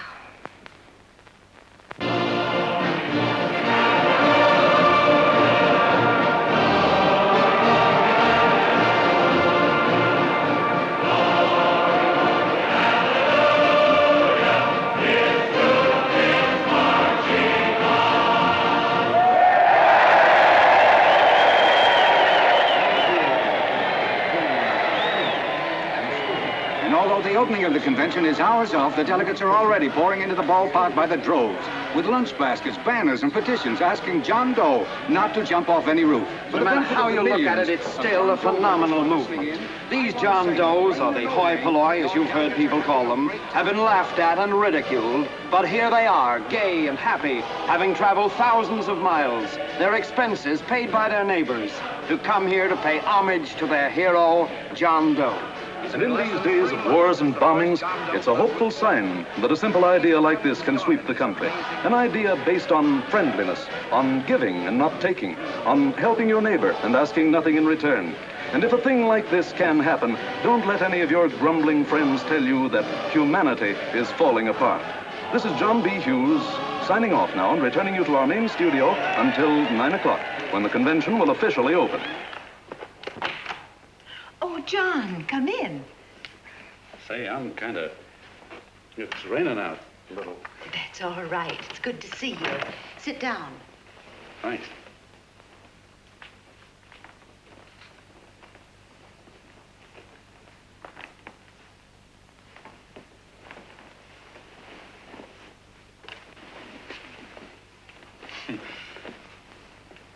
It's for Anne. Oh, how nice. Thank you very much. Flowers. I'm terribly sorry she isn't here. She isn't? No, she just left. I'm surprised you didn't run into her. She went over to Mr. Norton's house. Oh. Did you want to see her about something important? Yeah, well, no, it'll wait. Say, he's a nice man, isn't he? Mr. Norton, I mean. He's done an awful lot for the...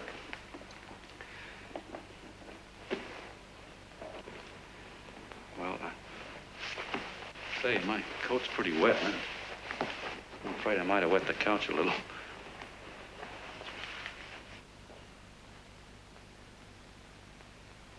Well, I guess I'll see her at the convention later. Yes, of course. I'll see that she gets the flowers. Thanks. Good night, Mrs. Mitchell. Good night, John.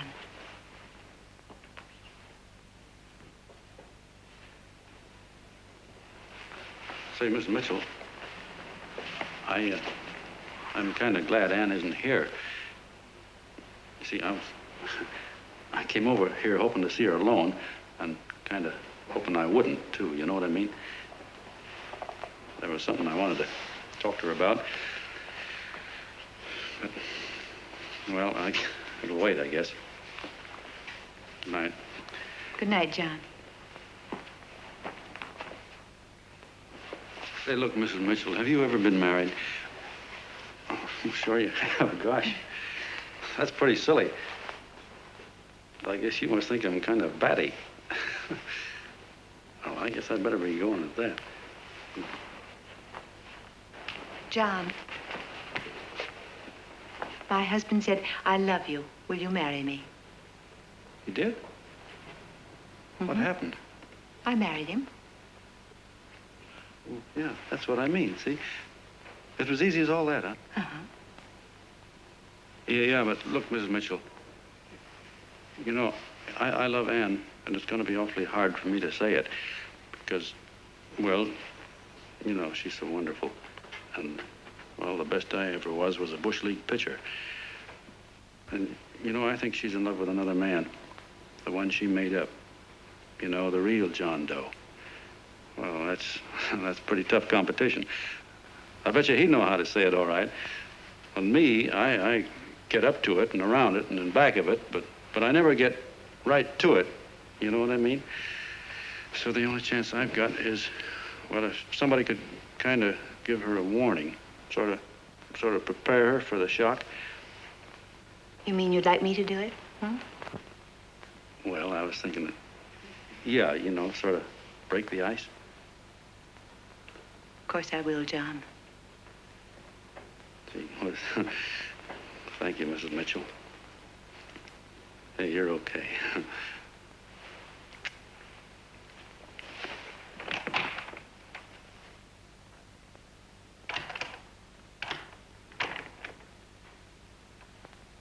This John Doe meeting's going to be one of the biggest things that ever happened. Why, they're coming from all over. Trains, boxcars, wagons. Look out! Hello, bodyguards. Hey, had your dinner yet? Well, Jeff? Oh, that's all right. Well, look, no, go ahead and have your dinner. Wait a minute, John.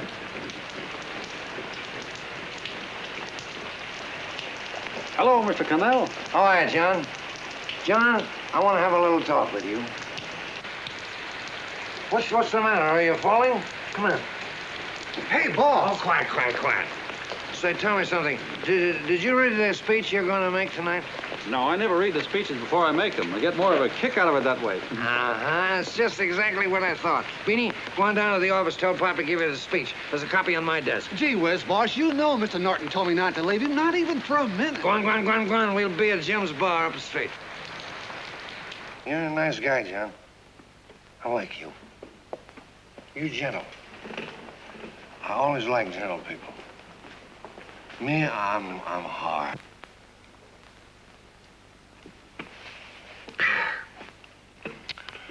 Yep, I'm hard.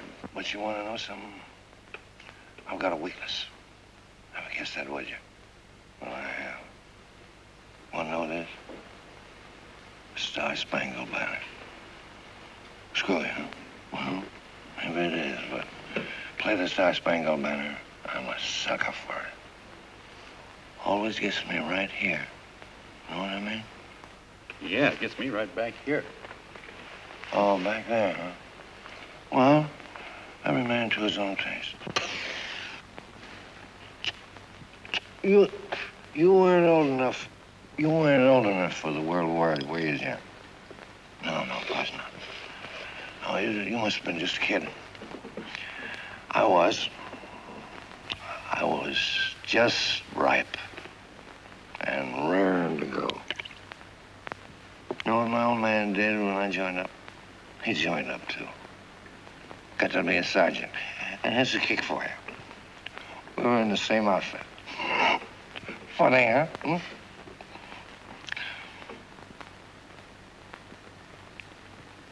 He was killed, John. I saw him get it. I was right there, and I saw it with my own eyes. Me, I came out without a scratch. That is, excepting my ulcers.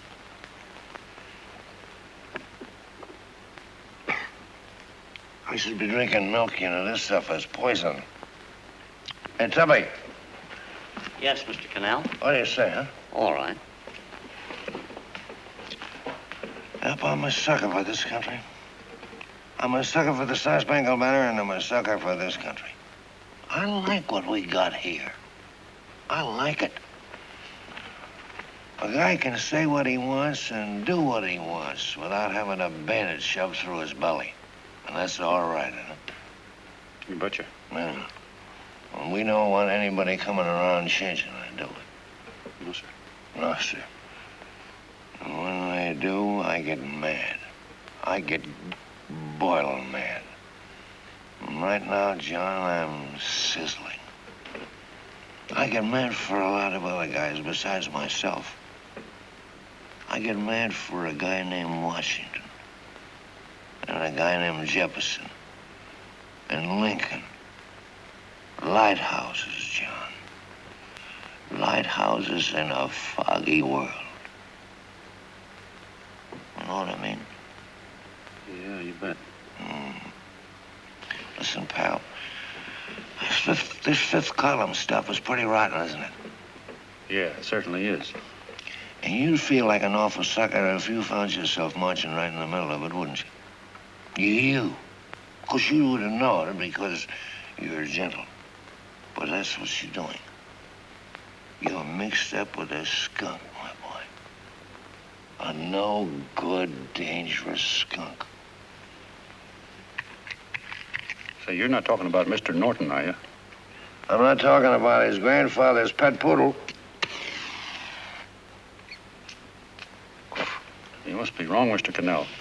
Because he's been marvelous about the John Doe clubs. Yeah?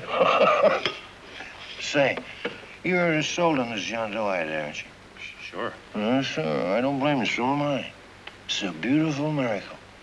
A miracle that can only happen right here in the good old USA. And I think it's terrific. What do you think of that? Me, hard-boiled Connell, and I think it's plenty terrific. All right.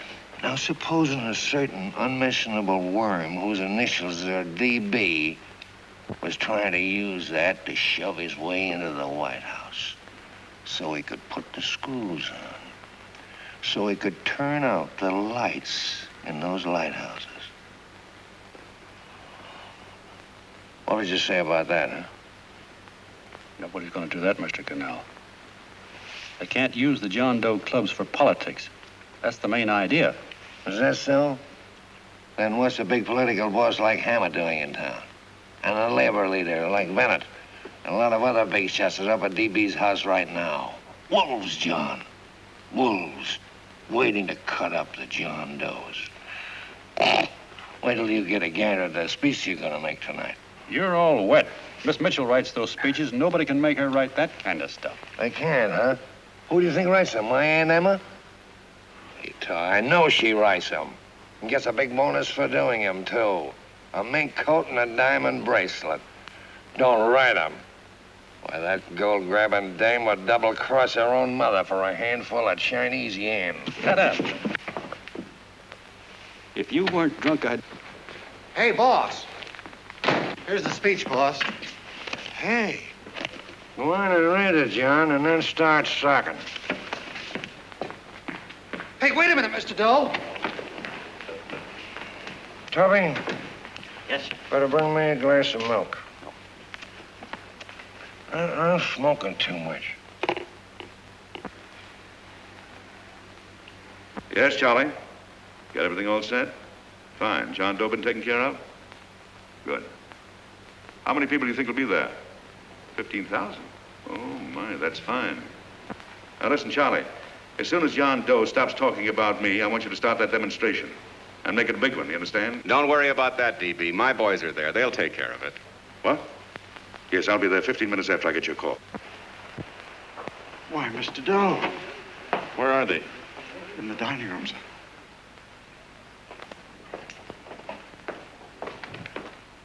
Now, gentlemen, I think we're about ready to throw that great big bombshell. Yeah, well, it's about time. Even a conservative estimate shows that we can count on anywhere between 10 and 20 million John Doe votes. I'll add to that the labor vote that Mr. Bennett will throw in, and the votes controlled by Mr. Hammett and the rest of you gentlemen in your own territories, and nothing can stop us. As I said before, I'm with you, providing you can guarantee the John Doe vote. Don't worry about that. You can count on me on one condition. Little Bennett's got to be taken care of. Didn't I tell you that everybody in this room would be taken care of? My agreement with you gentlemen stands. I'm with you, DB, but I still think it's a very daring thing we're attempting. These are daring times, Mr. Barrington. We're coming to a new order of things. There's too much talk been going on in this country. Too many concessions have been made. What the American people need is an iron hand. You're right. Right, that's true. You're quite right, DB. Discipline. Right. And now, may I offer a little toast to Miss Ann Mitchell, the brilliant and beautiful lady who is responsible for all this. Mr. Norton, I'd like to talk to you alone for a minute. Oh, Miss Mitchell has something to say to us. That's fine. Say it. Hello.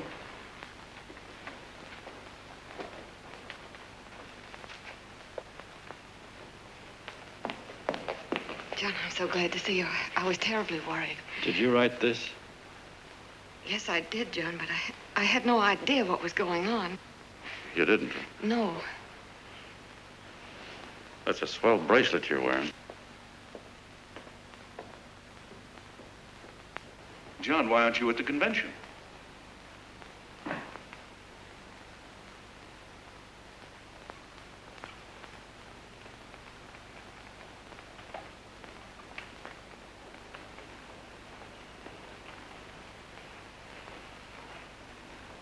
Is there anything wrong? No, nothing's wrong. Everything's fine. So there's going to be a new order of things, huh? Everybody's going to cut himself a nice fat slice of the John Does, eh? You forgot one detail, Mr. Big Shot. You forgot me, the prize stooge of the world. Why, if you or anybody else thinks he's going to use the John Doe clubs for his own rotten purpose, he's going to have to do it over my dead body. Oh, hold on a minute, young man. Hold on. That's rather big talk. I started the John Doe clubs with my money. And I'll decide whether or not they're being properly used. No, you won't. You're through deciding anything. And what's more, I'm going down to that convention and I'm going to tell those people exactly what you and all your fine feathered friends here are trying to cook up for them. And I'm going to say it in my own words this time. Stop it, Stevie. He ruined us, Stevie. Wait a minute, fella. My uncle wants to talk to you. Listen to me, my son. Before you lose your head completely, may I remind you that I picked you up out of the gutter and I can throw you right back there again? You've got a nerve accusing people of things. These gentlemen and I know what's best for the John Does of America, regardless of what tramps like you think. Get off that righteous horse of yours and come to your senses. You're the fake. We believe in what we're doing. You're the one that was paid the 30 pieces of silver. Have you forgotten that? Well, I haven't. You're a fake John Doe, and I can prove it. You're the big hero that's supposed to jump off tall buildings and things. Do you remember? What do you suppose your precious John Does will say when they find out that you never had any intention of doing it, that you were being paid to say so? You're lucky they don't run you out of the country. With the newspapers and the radio stations that these gentlemen control, we can kill the John Doe movement deader than a doornail. We'll do it, too, the moment you step out of line. Now, if you still want to go to that convention and shoot your trap off, you go ahead and do it.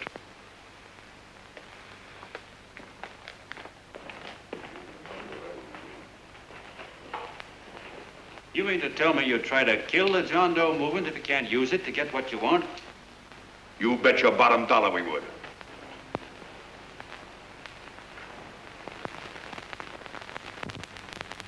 Well, that certainly is a new low. I guess I've seen everything now. You sit there back of your big cigars and think of deliberately killing an idea that's made millions of people a little bit happier. An idea that's brought thousands of them here from all over the country, by bus and by freight and jalopies and on foot, so they could pass on to each other their own simple little experiences. Why, look, I'm just a mug and I know it, but I'm beginning to understand a lot of things. Why, your type's as old as history. If you can't lay your dirty fingers on a decent idea and twist it and squeeze it and stuff it into your own pocket, you slap it down. Like dogs, if you can't eat something, you bury it.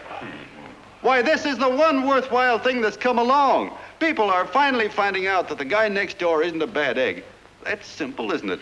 And yet a thing like that's got a chance of spreading till it touches every last doggone human being in the world, and you talk about killing it. Why, when this fire dies down, what's going to be left? More misery, more hunger, and more hate. And what's to prevent that from starting all over again? Nobody knows the answer to that one, and certainly not you with those slimy, bollocksed-up theories you got.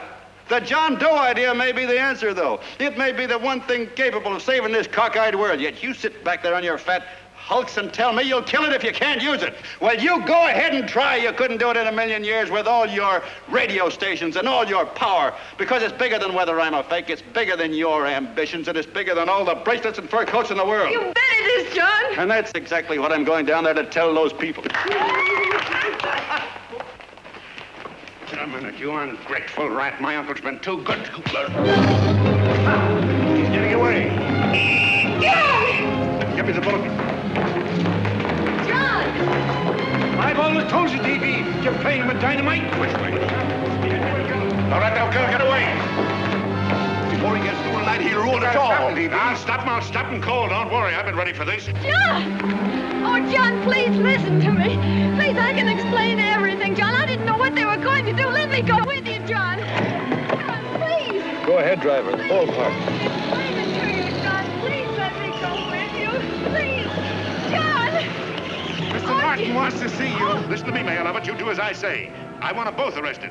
You tell the police department to pick up Connell. I've got the girl here. I've got the bullet. I don't care what you charge him with. If you're worried, let him go in the morning, but keep him in jail overnight.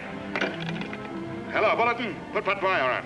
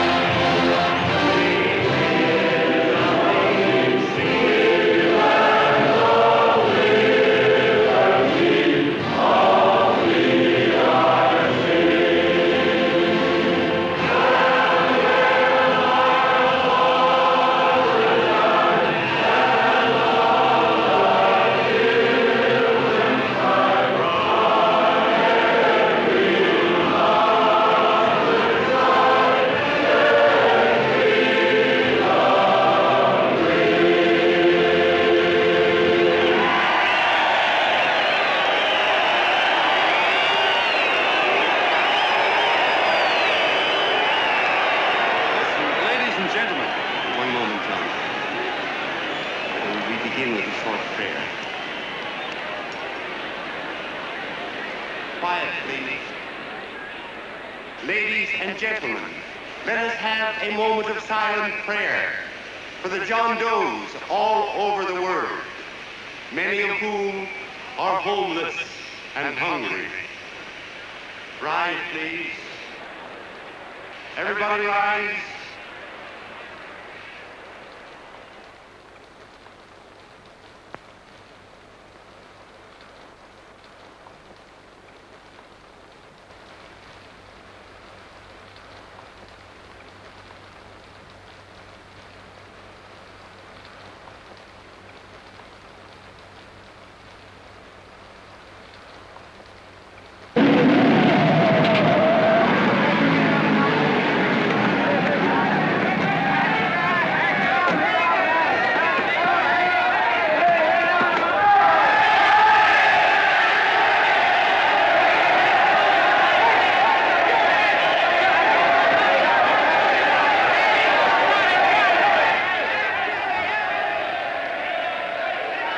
Newsboys.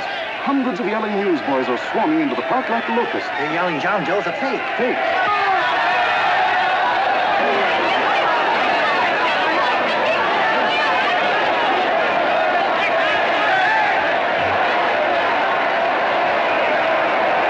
Federal investigation urged by Chamber of Commerce. How could he be a fake? It must be some kind of a gag. A what? A gag. A gag.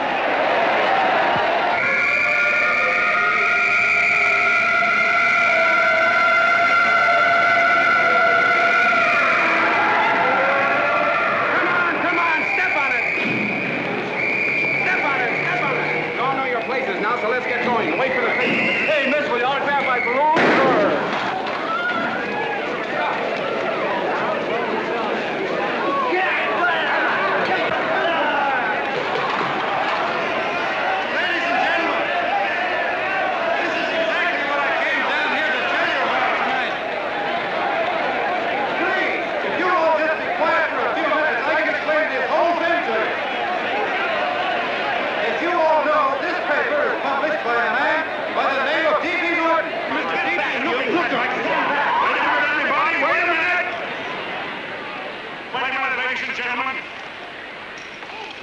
My name is D.B. Norton. You all know me. I accuse this man of being a faker.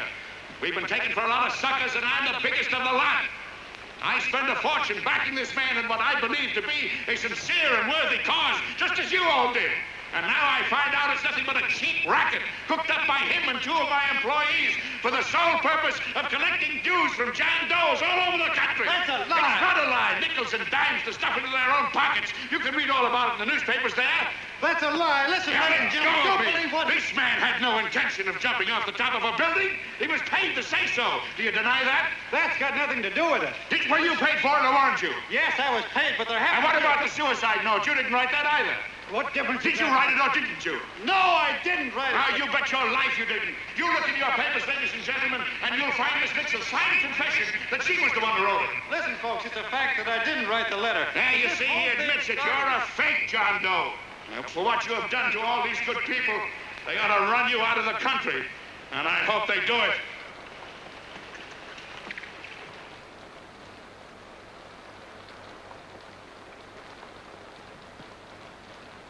Speak up, John. We believe you.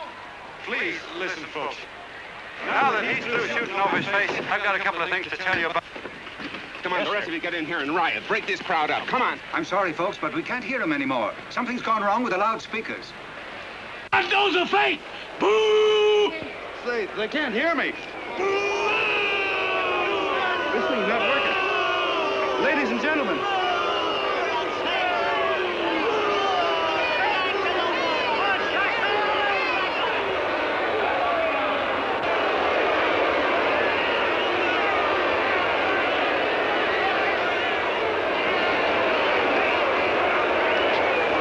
This thing's bigger than whether I'm a fake.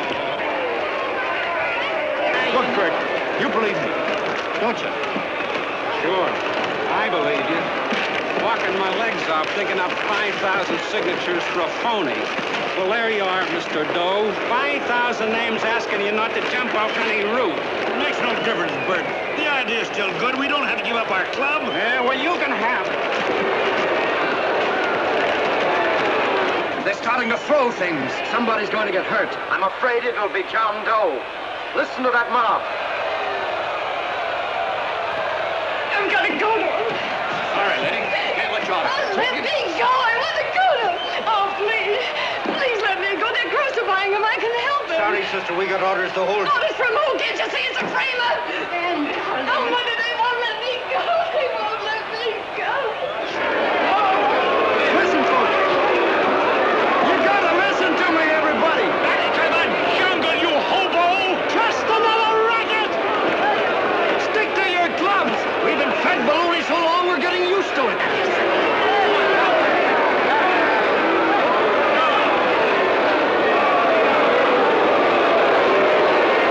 The idea is still good. Believe me, folks. Listen, John Doe, you're the hope of the world.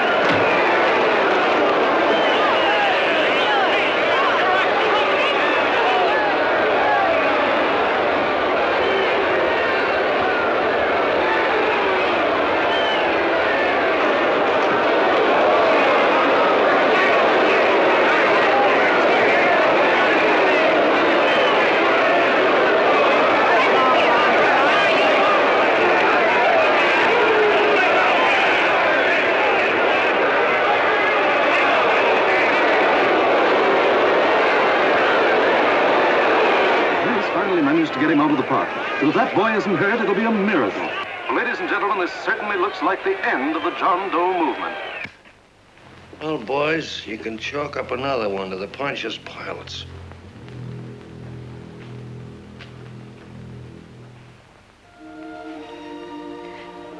I should have been there. I could have helped him. He was so all alone.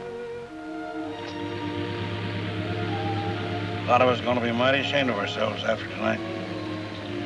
We certainly didn't give that man much of a chance.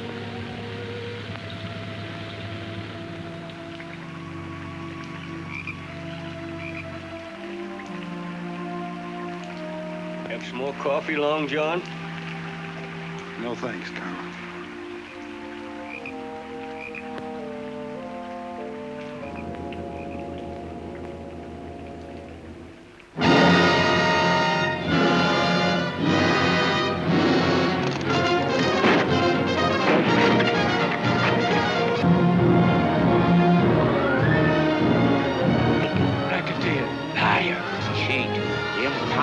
Why don't you jump? Christmas Eve at midnight.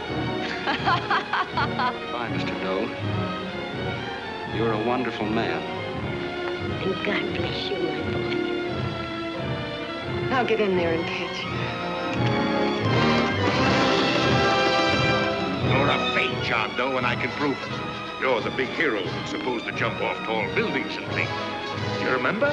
What do you suppose your precious John Does will say when they find out that you never had any intention of doing it, that you were being paid to say so? Christmas Eve at midnight.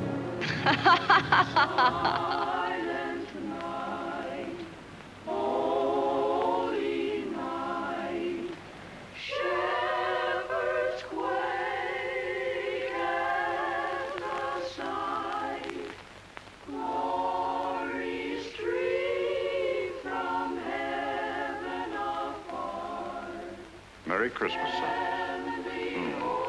Merry Christmas.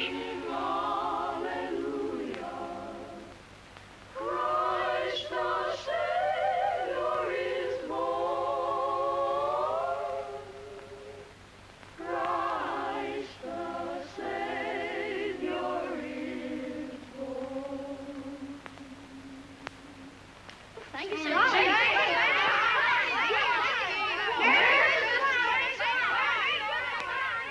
Who?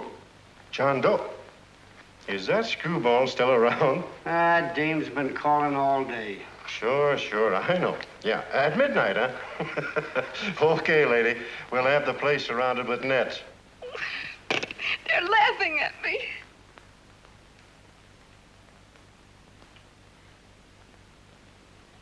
You're a sick girl, Ann. You better take it easy. Whom are you calling now? You called that number not 10 minutes ago. Hello, Mr. Connell. Have you seen him yet? Have you... Now listen, Ann, he can't possibly get in without our seeing him. I'm watching the side door and the colonel's out front, so stop worrying. Oh. Thank you.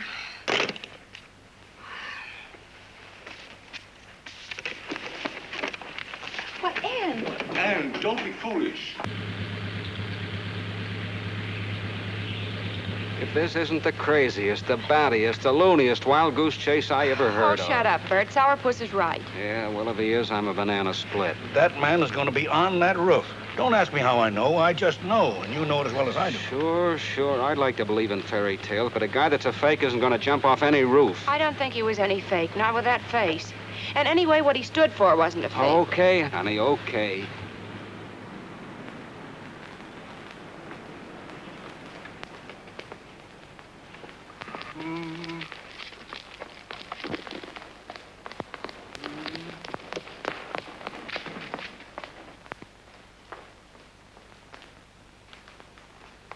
Elevators ain't running. Colonel, You shouldn't have got out of bed, miss. has he been here? No. Have you seen him? I ain't seen him for a week. Where's Connell? He's watching the other door. Oh, you're swell. Oh. There's no sense in going up there. I've been here for hours. He ain't here. Let me go, will you?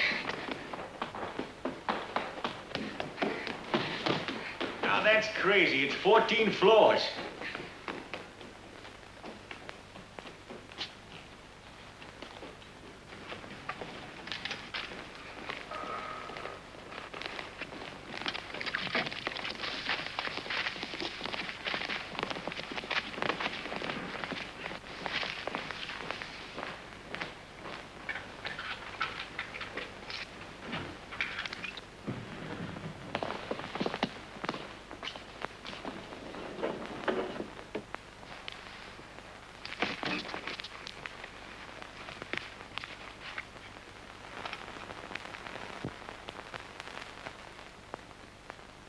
As far as the elevator goes, we gotta walk up to the tower.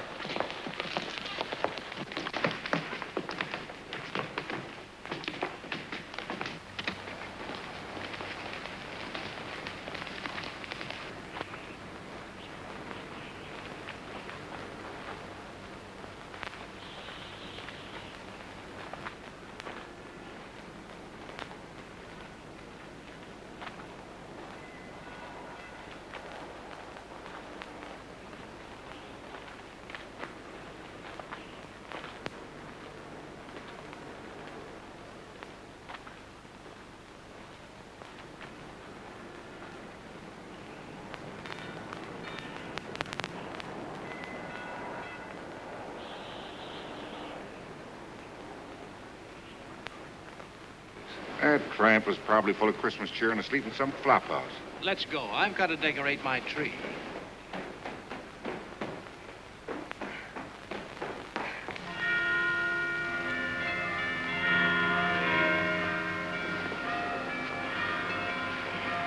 Well, I give up.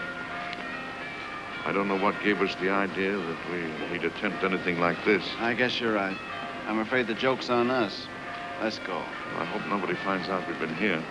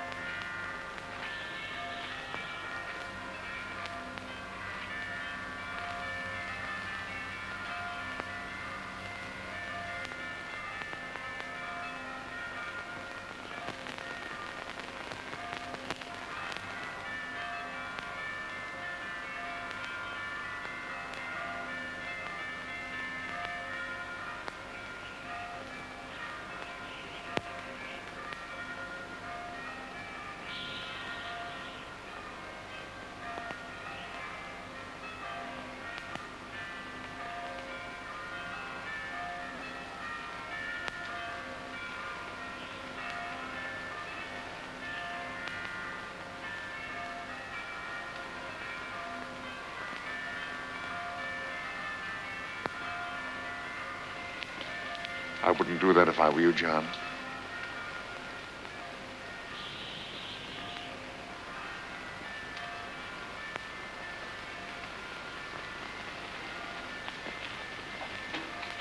It'll do you no good. The mayor has policemen downstairs with instructions to remove all marks of identification you may have on your person. You'll be buried in Potter's Field, and you will have accomplished nothing.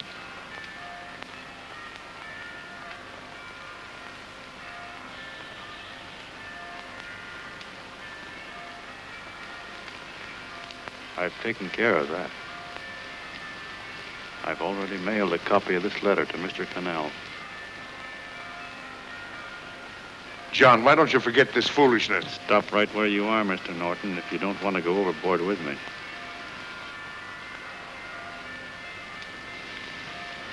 I'm glad you gentlemen are here. You killed the John Doe movement, all right.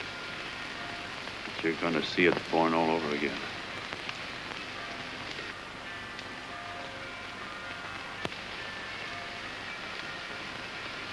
Now, take a good look, Mr. Norton.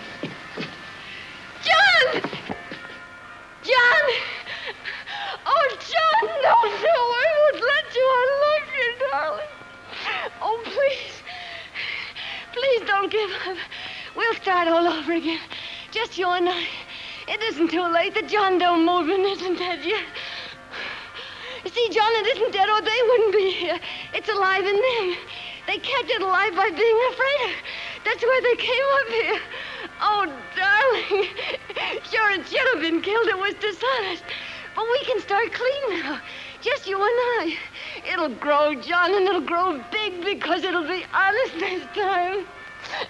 Oh, John, if it's worth dying for, it's worth living for.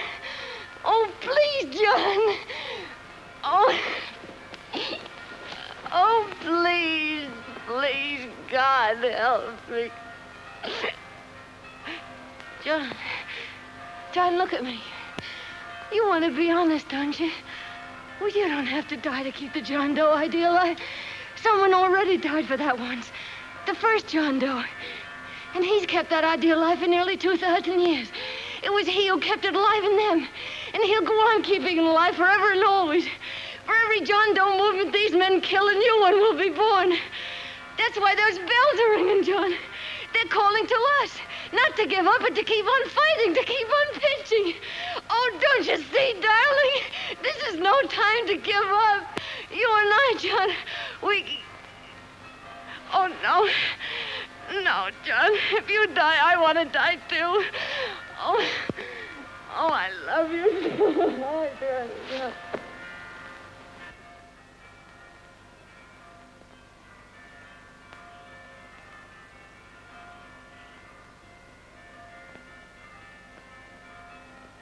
Mr. Doe, you don't have to... We're with you, Mr. Doe. We just lost our heads and acted like a mob. What Bert's trying to say is that we need you, Mr. Doe. There were a lot of us that didn't believe what that man said. We were going to start up our John Doe Club again, whether we saw you or not. Weren't we, Bert? And there were a lot of others that were going to do the same thing. Well, Mr. Sourpuss even got a letter from his cousin in Toledo. I got it right here, Mr. Doe. Only it'd be a lot easier with you. Please. Please come with us, Mr. Doe.